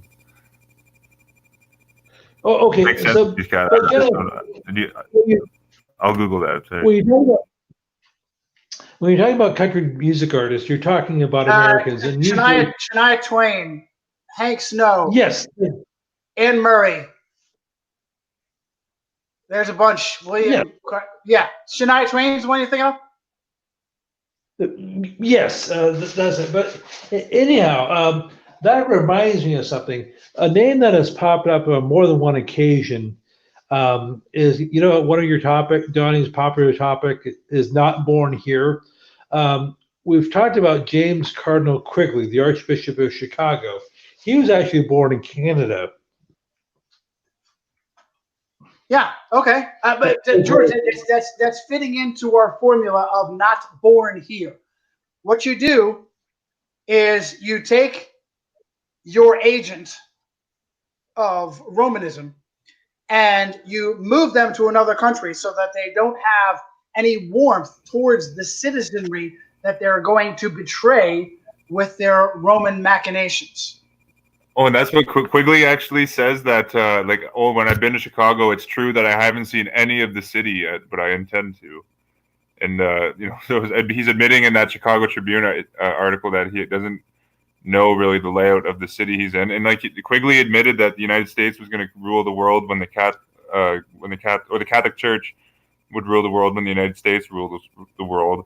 So he's essentially viewing America or using it for political ends of the Catholic Church, and being born in Canada detaches him from having a loyalty to the true best interest of. You say the same thing about that anti-Semite radio host who was in Detroit, huh? Coughlin. Coughlin. Yeah. I was at when I scanned in the dollar in the Vatican book a year and a half ago now or so. I actually scanned it in at the Catholic College Library where Coughlin was educated at. It was called St. Michael's College at the University of Toronto, and that's another interesting fact. People don't like that. That's and it's like, why does the Catholic Church have like a Catholic campus at a secular university? But that's where Coughlin was trained. I assume he was brought up by Jesuits there because the Jesuits have a very deep-rooted interest in Toronto. They have a college there, Regis College. He's another example. Someone that railed against traitors and treason and blah, blah, blah, and so on and so forth. He was Canadian. Hilarious. Absolute hilarious psyop. Coughlin's Canadian. As you know, recently, Catholic Ted Cruz was born in Canada, I'm pretty sure. And he was running for president. Yeah, that's Canadian born. And recently, Andrew Scheer, the Jesuit puppet who ran against Jesuit puppet Catholic Justin Trudeau, in our last quote election, Andrew Scheer was the Conservative Party candidate, but he was born in the United States, and like the media didn't talk about that at all. And recently Boris Johnson. Well, I know there's an election coming up. Boris Johnson was the first openly baptized Catholic to become Prime Minister of England. He was born in the United States. As was Eamon de Valera, the Prime Minister and President of Ireland throughout the 20th century. As a matter of fact, de Valera was involved with the Easter Monday uprising 1916, and specifically all the other participants of that affair were killed or arrested, and all of them, with the exception of de Valera, were shot for treason. The only thing that saved de Valera was the fact that he was still a U.S. citizen. Oh, interesting. Well, yeah, I think him being planted as the leader of Ireland after his involvement in that, because I know Abermann Hatton wrote in his book Religious Terror in Ireland, and Paul Blanchard in his book The Irish and Catholic Power show that the Vatican was the mover and shaker of the Easter Rebellion. You can say the same thing about sort of Ireland. Leo Vardaker, who's half East Indian, who is a overt, open homosexual and married to another man, who has presided over Ireland, now also becoming a nation that completely welcomes the slaughter of the unborn at all levels. That's Roman Catholic Ireland. If the Catholic Church were in any way, shape, or form serious about abortion, it would be wiped out. At the bare minimum, it would be thoroughly controlled in such devout Catholic countries, and exactly the opposite is true. The only conclusion you can make is the Catholic Church wants and promotes abortion in Georgia. I'm going to say really sinisterly, Johnny, the only countries that the Catholic Church seems to be aggressive with it are like the third world, like kind of miserably impoverished countries, like El Salvador, for instance. That's one of the few countries where they're strict. In that case, the Vatican wants it. This is just it's diabolical, but they want to pop out as many poor Catholics as possible because they're the easiestly controlled by the priests. Absolutely true. Absolutely true. And George, I'm going to bring up that point that you made, and I give you credit for it, that it's actually in the Jesuit oath to rip the children out of the wombs of their enemies. And that's what they do. So anyhow, oh, by the way, I was looking up something on Walt Disney online, and I'm sure we've talked about this before, at least Eric has. Without that's Demo Boy Walt Disney. Demo Boy Walt Disney, just like Bill Clinton. Yes. So it would be safe to say without Bank of America, there would be no Walt Disney. There'd be no Disney Enterprise. There'd be no Disneyland. For example, Bank of America financed was it Still White in 1937, and lent him $4 million, which was a huge budget at the time. It was if Snow White failed, it would have bankrupted. He was funded, by the way, reputed to have been a homosexual and a pederast. A pederast is an adult male that is filled with lust for little boys. And so, can we make the conclusion he was a DeMolay boy? He himself was turned into that as a boy and rewarded for that to be the mogul of this massive multimedia Leviathan today. And Yes. there's a Jesuit priest on the board of directors, Leo O'Donovan, and Roy Disney. I think that's Walt's younger brother or son. Roy Disney was made a Knight of St. Gregory the Great in 1998. Yeah, and in the same process that Bob Hope was made. And Roy Disney, Bob Hope, and somebody else I can't remember. It might have been Murdoch. Yeah, it was Murdoch. Yeah, Murdoch. All at the same time. These supposed non-Catholics were made Knights of Malta. George, go ahead.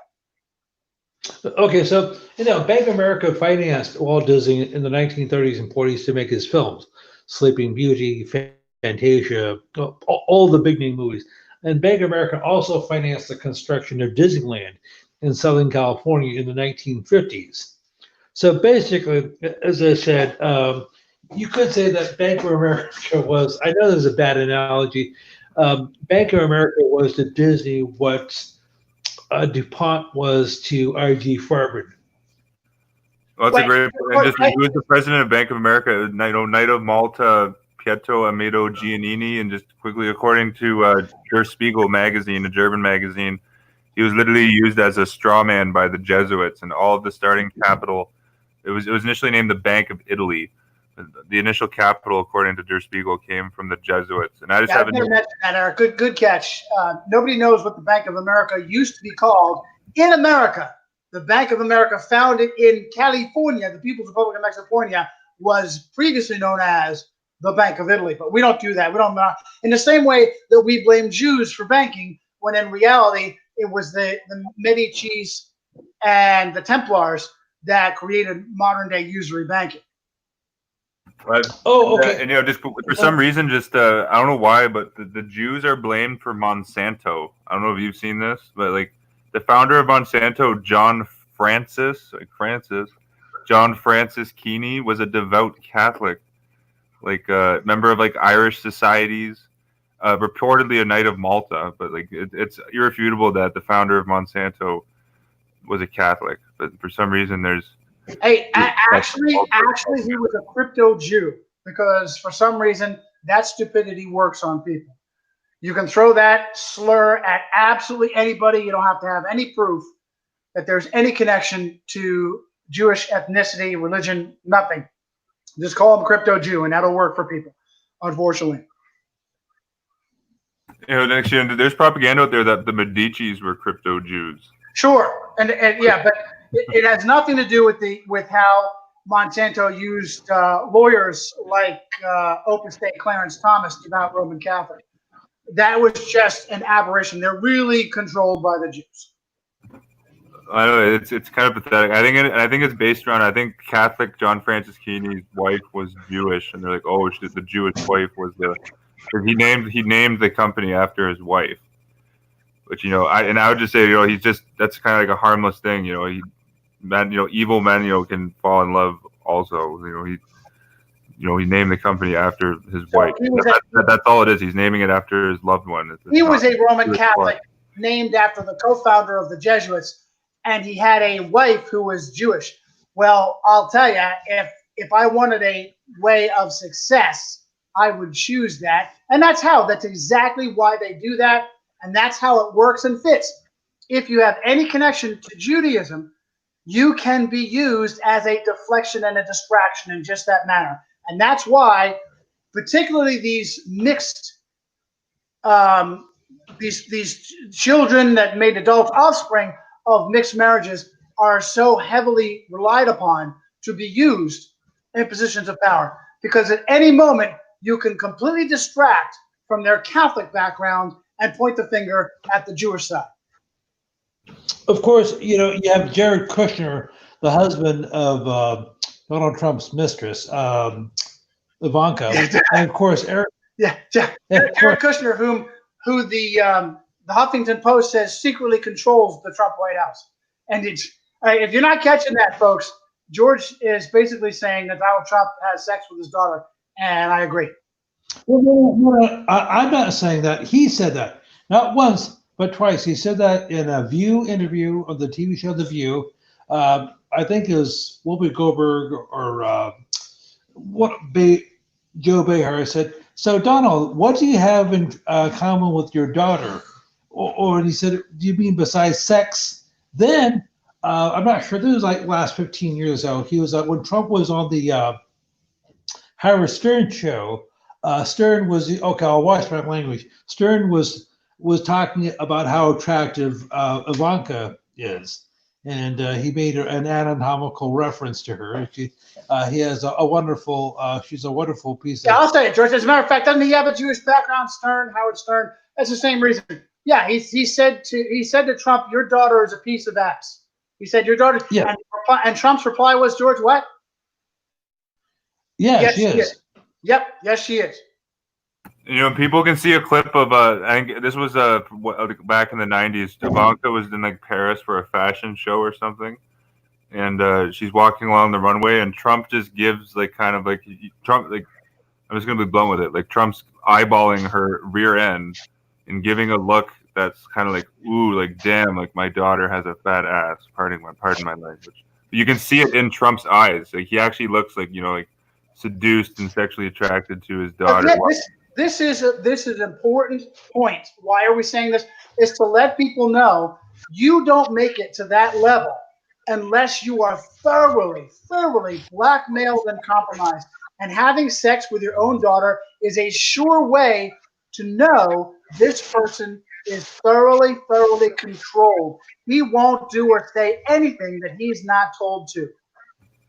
Well, I think of this like the same dynamic with Bush. Like if Trump were to not toe the line, like I think maybe the Jesuits or people in the aristocracy had a role to play in some of these articles. But articles came out that Bush was doing like cocaine in the White House and stuff like that. But they have all this information on like these guys' deviant behavior. So if they do act up, they can leak out information that makes them. That's the least of it. And as a matter of fact, that whole family was empowered by the cocaine trade through the CIA through Mena, Arkansas. They were partners with the Clintons and the CIA cocaine trade. And one of the whistleblower CIA pilots, Terry Kent Reed, I'm almost positive this guy is Catholic because he wrote an expose book about it, and he's still alive, so I'm sure he's Catholic. Explained how they were empowered by the cocaine trade through the CIA. And as far as sexual deviancy goes, it's almost certain that Barbara Bush is the offspring of an Aleister Crowley pervert deviant sex working in Paris, and that they murdered their toddler daughter in a satanic sacrifice. We're told she died from leukemia, I think. And Skolnick had that great report that you shared with us that H.W. encouraged his son to have a homosexual relationship with Arthur Ashe, a fellow Skull and Bonesman, who was later became the mayor of Knoxville, and who W rewarded with making the ambassador to Poland because it fit him so perfectly. Oh, absolutely! Like, definitely, as you just summed up greatly. It goes much deeper than just doing cocaine in the White House. But I think these stories, it's more of like a surface level, just to make these guys feel like insecure. That if you back up, we're gonna release these stories. That it's more of these stories make you just like look kind of like really incompetent and make respect for you. And it's more of like to make these. I think you got it, Eric. And when somebody is that dirty, they can release portions of their dirt to rein them in. You got somebody making endless crimes. You can release portions of those crimes and not even come close to the full range of what the monster has done, just to kind of pull them back a little bit. Well, I think that happens. I think that's a universal. In politics and show business as well. Just I guess a smaller case. Just I know Dave Chappelle. This is somewhat related, somewhat not. But he mentioned he has the video where he mentioned how he was forced basically to wear a dress, to in order to ascend in Hollywood, and that's why he took his like 3 to 4 year hiatus. Yeah, but he came back. So obviously, he came back to Rome Flicks. My wife doesn't have anything to do with conspiracy theory, and she's like, I don't even know that that's Dave Chappelle. Doesn't even look like him. People are questioning who is this guy that Rome Flicks is now putting the spotlight on.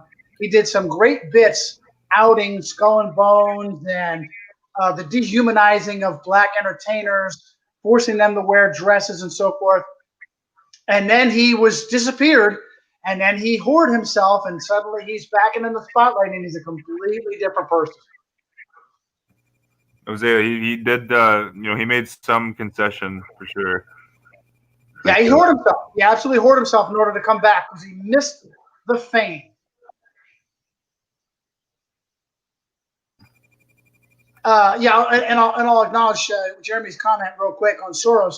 Soros is the perfect Jew to be empowered, the empowered bad guy. How it is that they continue to demonize him and pretend, and the militant does this all the time, the evil George Soros.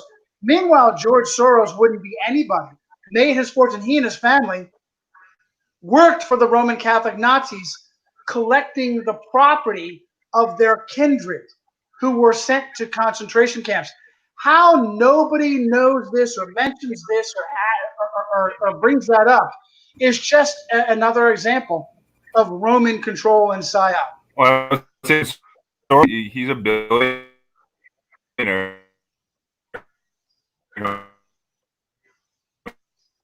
He's the 1% billionaire. Like Bill Gates has like 30 times more wealth than George Soros on it. So Bill Gates' wife Melinda is devout Catholic. Bill Gates goes to Catholic church. I have the article up on my blog. Jeff Bezos. He's not Catholic, but he donates millions to Catholic charities. Jeff Bezos is worth probably 50 times more than George. Great point. But Melinda Gates could use George Soros as her chauffeur.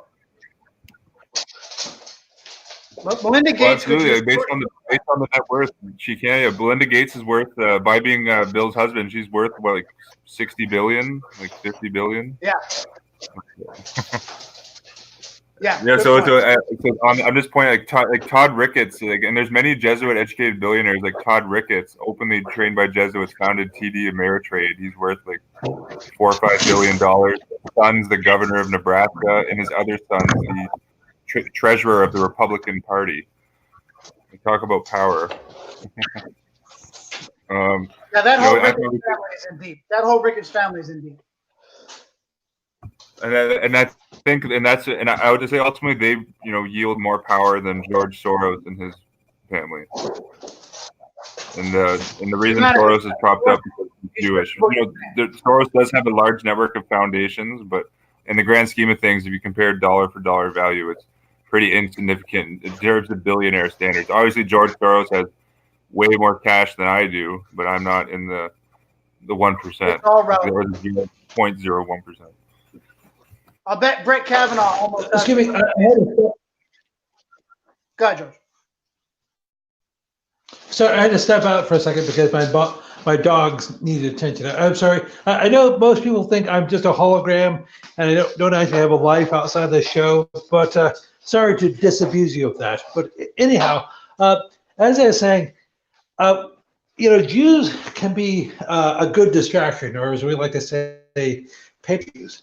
We were talking a few minutes ago about Jared Kushner, Donald Trump's son-in-law. But how long have they been playing this game? If you go back to the JFK, you had Jack Ruby, Jacob Rubenstein, who allegedly shot Lee Harvey Oswald. You had Abraham Zapruder, who took the film of the assassination. You had Brian Epstein, the impresario, the manager of the Beatles, the homosexual manager of the Beatles. And of course, speaking of the Beatles, you had Ringo Starr, Richard Starkey, who was of a Jewish background. Oh, so by just looking at Epstein, Brian Epstein, and Ringo Starr, it was the Jews who were behind the Beatles.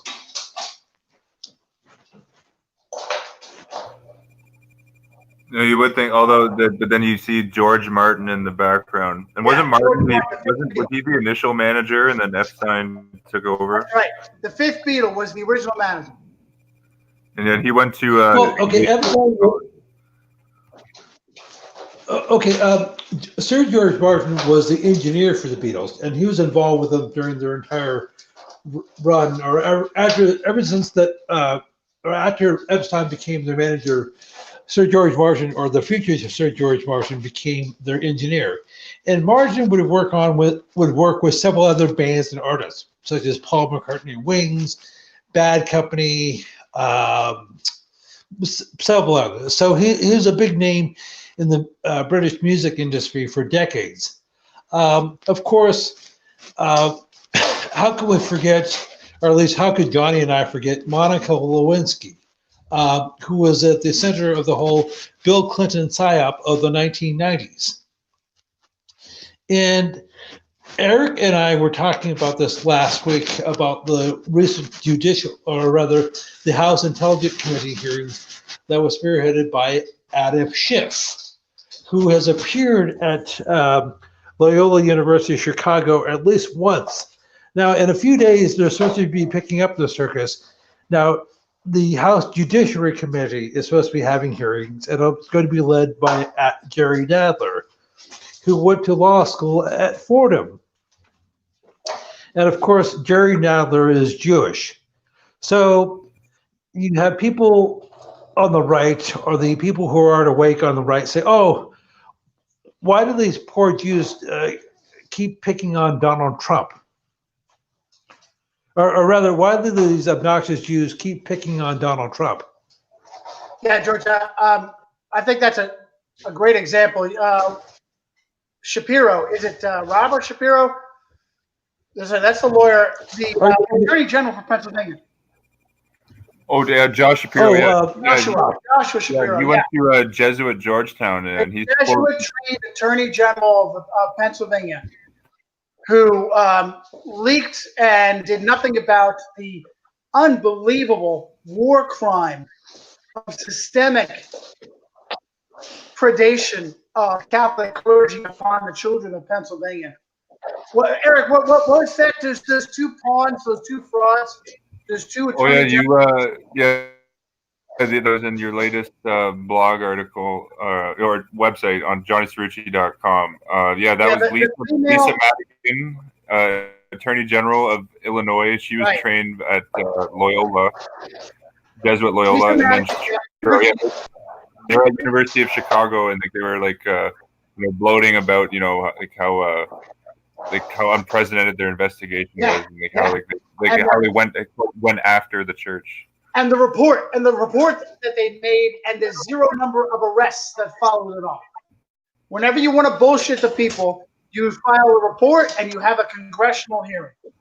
Well, actually, it literally was zero. I know in Madigan's case in Illinois, there was absolutely zero arrests. I think Shapiro arrested like two or three. I think those trials are pending now. But he named, and the report, lowballed it, I think pretty evidently, and there was redacted names. But he named, I think, 300 predator priests, and they only arrested 2. So I guess if you do the percentage, that's like 0.03% or 0.04% of priests were actually reeled in. And I have another. Oh, absolutely, an absolute war crime. And these war crimes aren't being investigated. Children being sent by the courts to Catholic orphanages where they can be abused by these monsters. Like, why are the civil courts doing this? There was a case in Quebec here in Canada in the 40s called the Duplessis Orphans case, named Duplessis, the super Catholic dictator, fascist governor of Quebec, Maurice Duplessis. But the civil powers forced thousands of children to be sent to Roman Catholic orphanages where they were psychiatrically terrorized. Basically, turned into guinea pigs, and there was absolutely no justice. But recently, the Quebec courts ruled that these children are not allowed to sue the Catholic Church. That's exactly what happens in the secular American, the United States. Secular United States. Charles Manson was ordered by the secular authorities to go to Boys Town when he was an indigent young boy.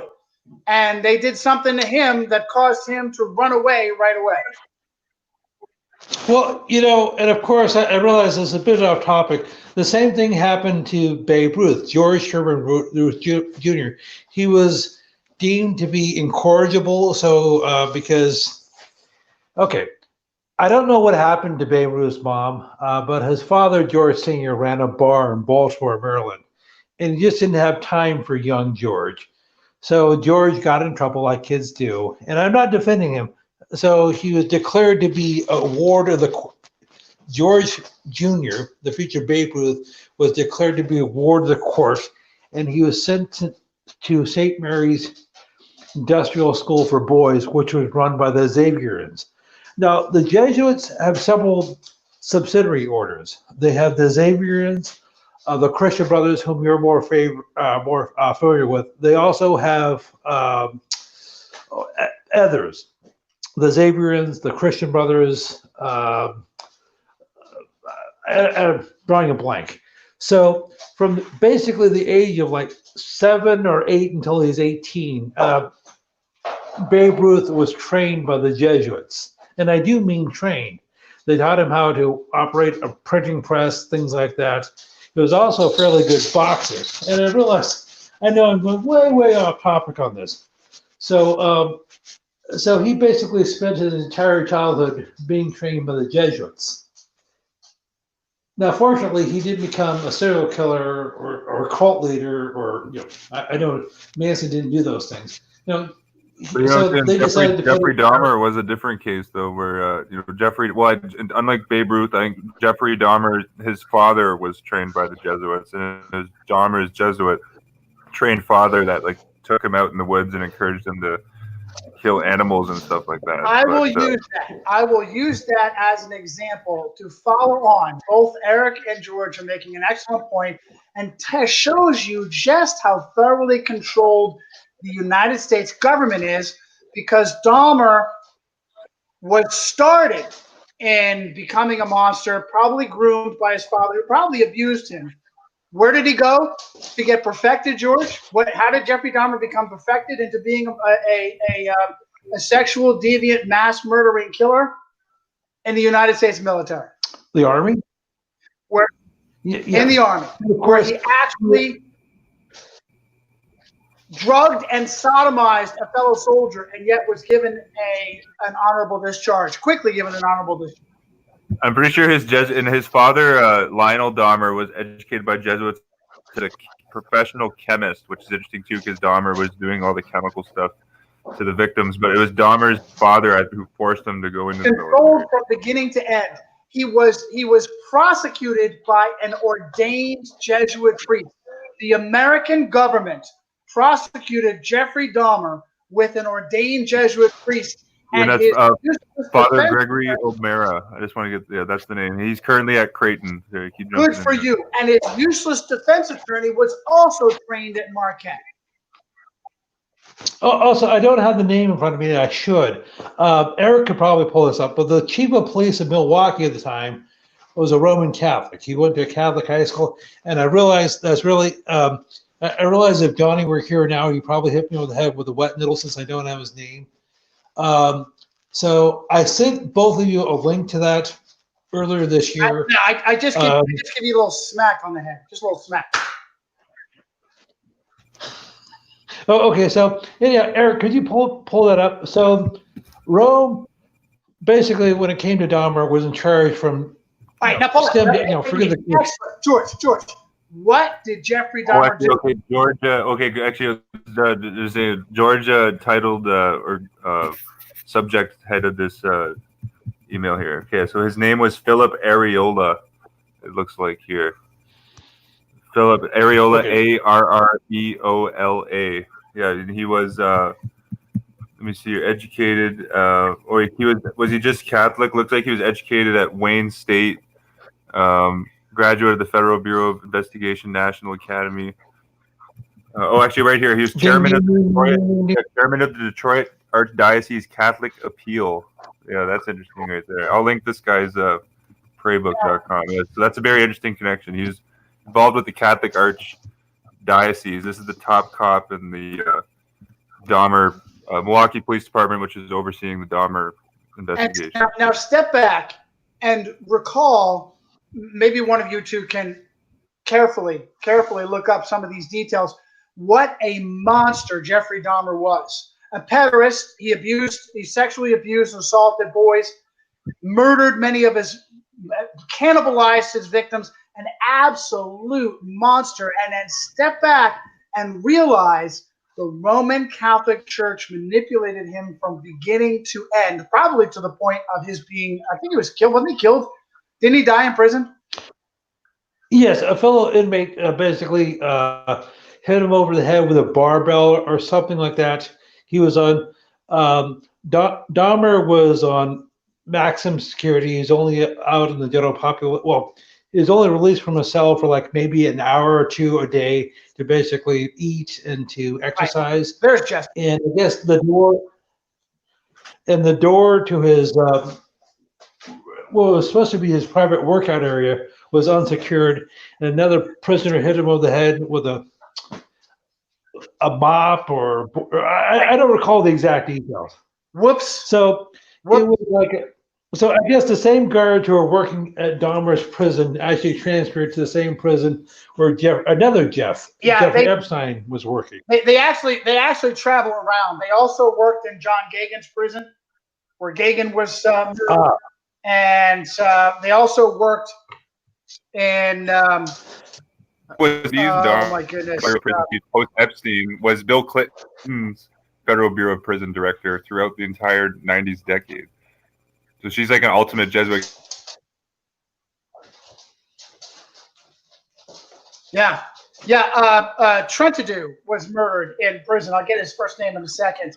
His brother's brother trying to find justice. His name is Jesse. Trentadue was murdered by the FBI in connection to the Oklahoma City bombing treason that the FBI was behind. So yeah, and by the way, a lot of people get into this conspiracy that Epstein never died. Look, I don't. It's not necessary to even touch that. It's not necessary to touch that. I'm not going to say yes or no. It absolutely is possible, but I want you to know that is a distraction. The far more important issues are who is Jeffrey Epstein? What did he do? Who was he connected to? George is not good. We lost Eric. I hope we don't lose the broadcast. Okay, so so long as Eric should be rejoining us, but I mean, the bottom line with Jeffrey Epstein is he had dirt on both Donald Trump and Bill Clinton. And that's the tip of the iceberg, George. That's just the tip of the iceberg. He had his black book, his redacted black book that was released to us by major media. Do you think he had more names than that, George? Well, I'm back. I was lagged out a bit. There was Marie Hasberg, Catholic Hasberg, black nobility. The Habsburgs are not going to be outed by the media. Yeah, good for you. But they probably didn't even expect us to even know what that name means. Yeah, most people, although if people aren't aware, even if you type in the Hasberg Wikipedia page, just reading that, you'll see that they were the absolute masters of Europe in the Dark Ages. So, the Habsburgs are going to figure prominently in my upcoming book. Oh, that's great to hear. Yeah, because essentially when people hear the word Habsburg, that's just synonymous with the Holy Roman Empire. And another actually Habsburg black nobility family on Epstein's list was the Ehrenbergs. I think they're Belgian and Dutch Habsburg descent. But there was a Prince Pierre de Ehrenberg on the Jeffrey Epstein Black Book list. There's numerous papal knights, like Conrad Black, Rupert Murdoch, Gustavus Cisneros, Andrew Cuomo, Rosa Monckton. Definitely, Monckton. Definitely want to underline Andrew Cuomo being a guest and friend of Jeffrey Epstein. That far left communist Catholic traitorous piece of shit who has destroyed the rights of New Yorkers their private firearm ownership rights, single-handedly and illegally destroyed the Yeah, rights. it's so sad. I live right by New York. I'm only 30 minutes from Buffalo, so like I've been to. And I grew up in a town called Brockville, right on the border of New York, in Ogdensburg. So like I've been in lots of the state of New York, and it's a beautiful state, like all the countryside. It's sad to just see. And actually, California is another example, like another beautiful land, like in terms of the land and like the the layout of the state and like all the parks and the forests and it's just being destroyed by Catholic communist Good politics. for you. Exactly right. Exactly. And I lived in New York for a couple of years. It is exactly as you said, a beautiful state, an absolutely beautiful state. The Finger Lakes region, wine country. It is awesome. My wife and I used to go up there. I had a motorcycle at the time. Used to ride up there and go through wine country and do some wine tasting. It is a beautiful, beautiful state that is absolutely destroyed by the Catholic far left through their major cities like New York and Albany. Well, I know, and like especially with Cuomo and De Blasio, like I think it's been true of New York for a while. The policies of New York State are basically just considering, like when the state is making politics, they're just really considering New York City, because like half of the state lives in New York City, or almost, maybe even over half of the state, with like the massive metropolitan area of New York. Yeah. But like it's still like it's wrong that they do, like they make policies like with the SAFE Act, for instance. Like if the SAFE Act is ridiculous, in general, but if they were going to propose like a Jesuit ludicrous bill like that, that should only apply to New York City. It shouldn't apply to like statewide it shouldn't apply also in like Messina, New York, and Ogdensburg, New York. And I've seen New Yorkers talk about this, how like policy making is only considering New York City, not the state. Yeah, that's their corrupt power base. That's where they have people who congregate who are far left and vote far left and destroy the rest of the state. That's the same formula that works everywhere else. It works in Pennsylvania. It works in Virginia. All of the left-leaning politics is centered on the cities. Actually, there's a recent scandal where they're just throwing cash away. The Cuomo's regime is just dumping away cash in upstate New York. Like there was a scandal called the Buffalo Billion scandal. I don't know if you guys heard of that. Like the state of New York just they threw away like literally billions of dollars into these bogus I think it was green energy projects that were supposed to revitalize Buffalo's economy. But it turned out to just be like a massive fraud. One of Cuomo's top aides actually was indicted for that. But Jesuit trained Cuomo, predictably, is safe. He can, and I wasn't aware. I have to look into this history. Like I wasn't aware that state governors also are able to sign executive orders, and Cuomo has signed a ton of executive orders in the state of New York. He's really exercising that tyrannical power. You mentioned some of this. Yeah, good for you. You mentioned some of this in your previous stream. You will occasionally get people pointing to executive orders as tyranny, which is exactly what it is. The executive does not have the power to legislate. An executive order is null and void. An executive order is unconstitutional, whether at the state or national level. The executive does not have the power to legislate, but they still do it anyway. And some of the worst outrages. Roosevelt imprisoning Japanese simply because they're Japanese. That was executive. Well, Roosevelt was one that created. Like he signed almost like 3,000 executive orders. I know the Emergency Banking Act that put the U.S. into a permanent state of national emergency. He created the Export-Import Bank. The Japanese deterrent was executive order. Roosevelt signed an executive order making it a crime for Americans to possess gold. Only the Jesuits' Federal Reserve Bank could own gold, and this was done by executive order. But Roosevelt literally signed, I think, like 6,000 of them. I mean, maybe even more than 3,000. I think he was almost 6. I saw this on a Forbes article. I think they listed 6,000. Yeah, but very often when they want to blame the American people for the outrages of Rome, they bring up the internment of the Japanese, and nobody says anything about how it actually occurred. That far left communist puppet and Freemason Franklin Delano Roosevelt did it by executive order. Nobody mentions that. You know, I'm going to pull up the photo here of Roosevelt at Fordham. I think I've shown this on my channel. I did a few videos. The last one I did a video on the national emergency plot of 1933. Didn't Kennedy facilitate a secret meeting with Pacelli when he did his secret train tour with Roosevelt? Yes. Oh, Joe, yeah, Joseph Kennedy. Yeah, Papa Joe Kennedy facilitated Pacelli having a secret meeting with Roosevelt and his mommy. Didn't that her? Yeah. That is verified. And Pacelli stayed at the Brady Mansion in Esfada in New York City at one of his for a few days. One of the richest men. Pacelli, and like people are aware, Pacelli. I haven't seen any photos. These are probably all locked up in the archives. But Pacelli actually dined at the Roosevelt Mansion in Hyde Park. And I have the photo up here. Here's Roosevelt with this Jesuit in the center was Cardinal Spellman's handler, Robert Ignatius Gannon, the president of Fordham University. Spellman went to Fordham, but here's Roosevelt literally laughing it up with this powerful Jesuit right here. Like that, I think this tells you everything you really need to know. And you can see here's the Fordham. You can see the F. These are like the Fordham hoodies here. So this is at Fordham in 1940. And I'll link this. This photo. I think needs to go around a bit more.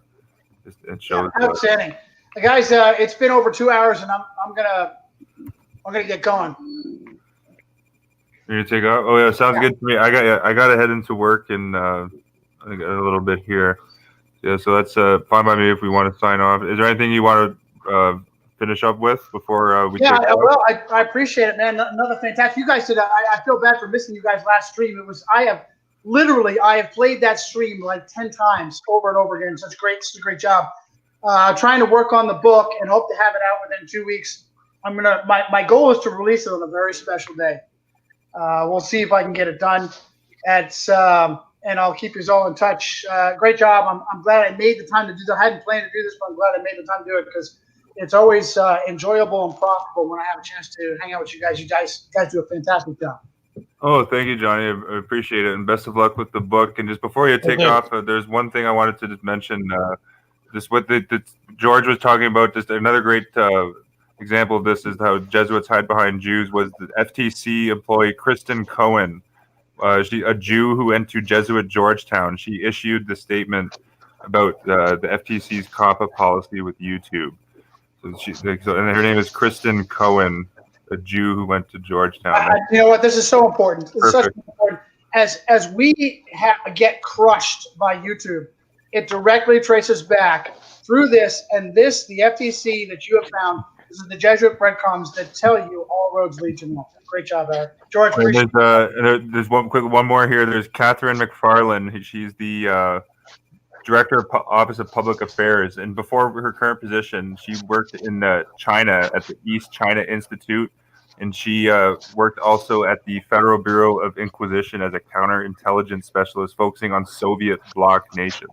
And this is a very Soviet policy, so how fitting that Catherine. Yeah, and the same way that the Roman Catholic FBI Thomas Dodd, Congressman, Senator, fashioned his 1968 Gun Control Act almost word for word from the 1938 Gun Control Act. Another Roman Catholic FBI political Hollywood dynasty.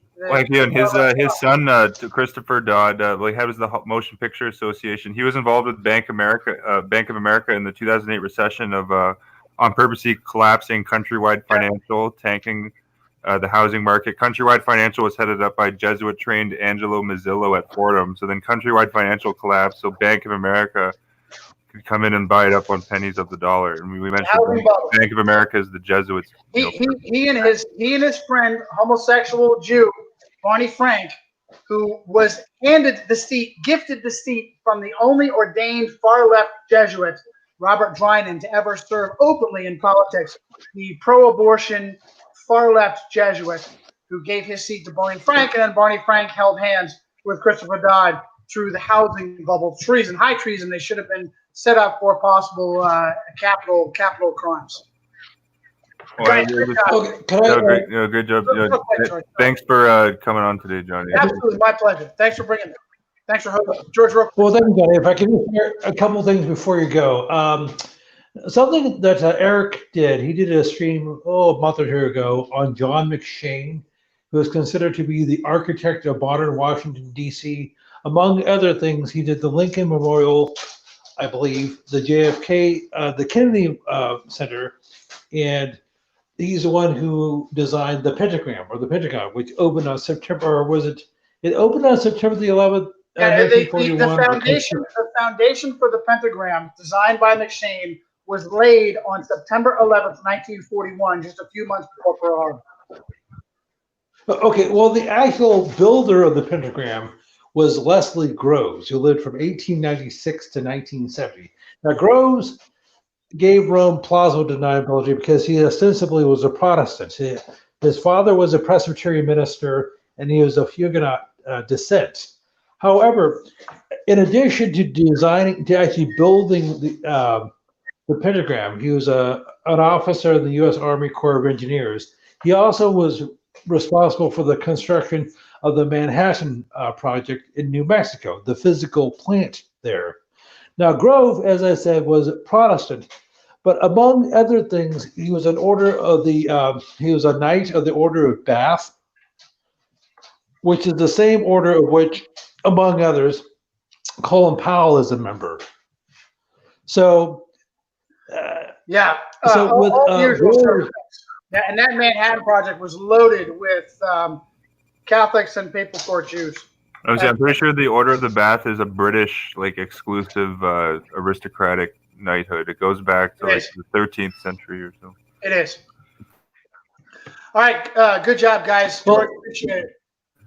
Thanks, man. Everybody have a thank you. Weekend. Yeah, thanks again, Johnny. I'll keep in touch. All the best. Okay, thank you. And could I just mention something else, Eric? Yeah, sure. If you want to wrap up with anything before we sign off here, George. Okay. So Groves, you may not be familiar with Leslie Groves, but his executive officer was a fellow by the name of Tom Farrell, General Thomas Farrell. And I sent you the email on him. Where was it? Farrell, okay, let me pull. I'll see. No, I know that Farrell was at Farrell. least a Catholic. Okay, I got his page up here. There, keep going. Okay, yes. Thomas Francis Farrell, 1891 to 1967, was a deputy commanding general and chief of field operations of the Manhattan Project. He was acting as executive officer to Major General Leslie R. Groves Jr. So, it about Farrell. Okay, so the name sounds Irish and probably Catholic. Yeah, I'll say Francis is the middle name.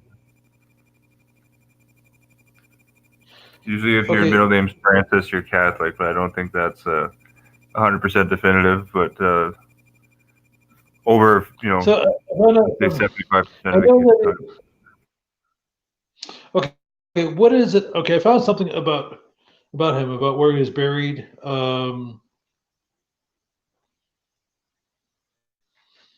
Well, my tablet is down to 2%, so it's going to go dead the next minute or two.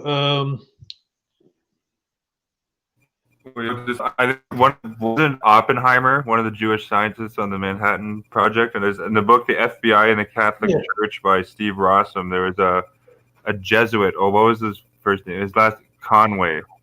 Forgot the first name. A Conway S.J. Jesuit, like an ordained fourth vow Jesuit priest who was an actual liaison to Robert Oppenheimer throughout the duration of the Manhattan Project, which I thought was really interesting. That here it is. Was this guy's advisor.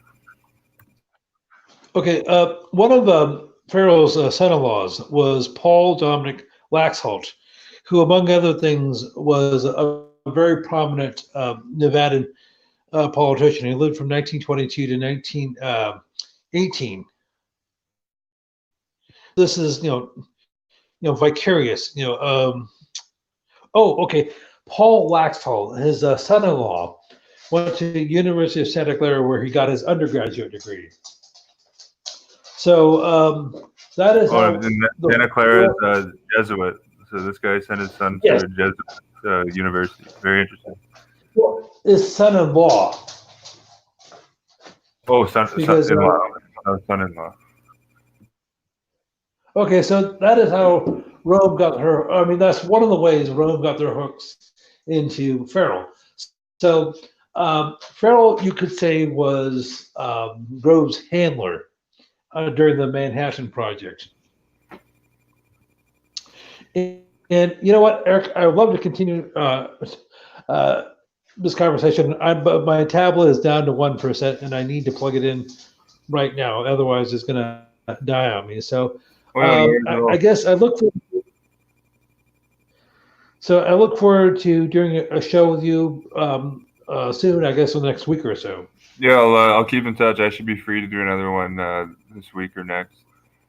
And I'll just wrap it up with another prominent general, I think, who was a puppet master of the Manhattan Project and just the two world wars in general, was Jesuit-trained Hugh Aloysius Drum, which Fort Drum in Watertown, New York, is now named after. He had a brother who was a Jesuit priest, and he was of course very prominent.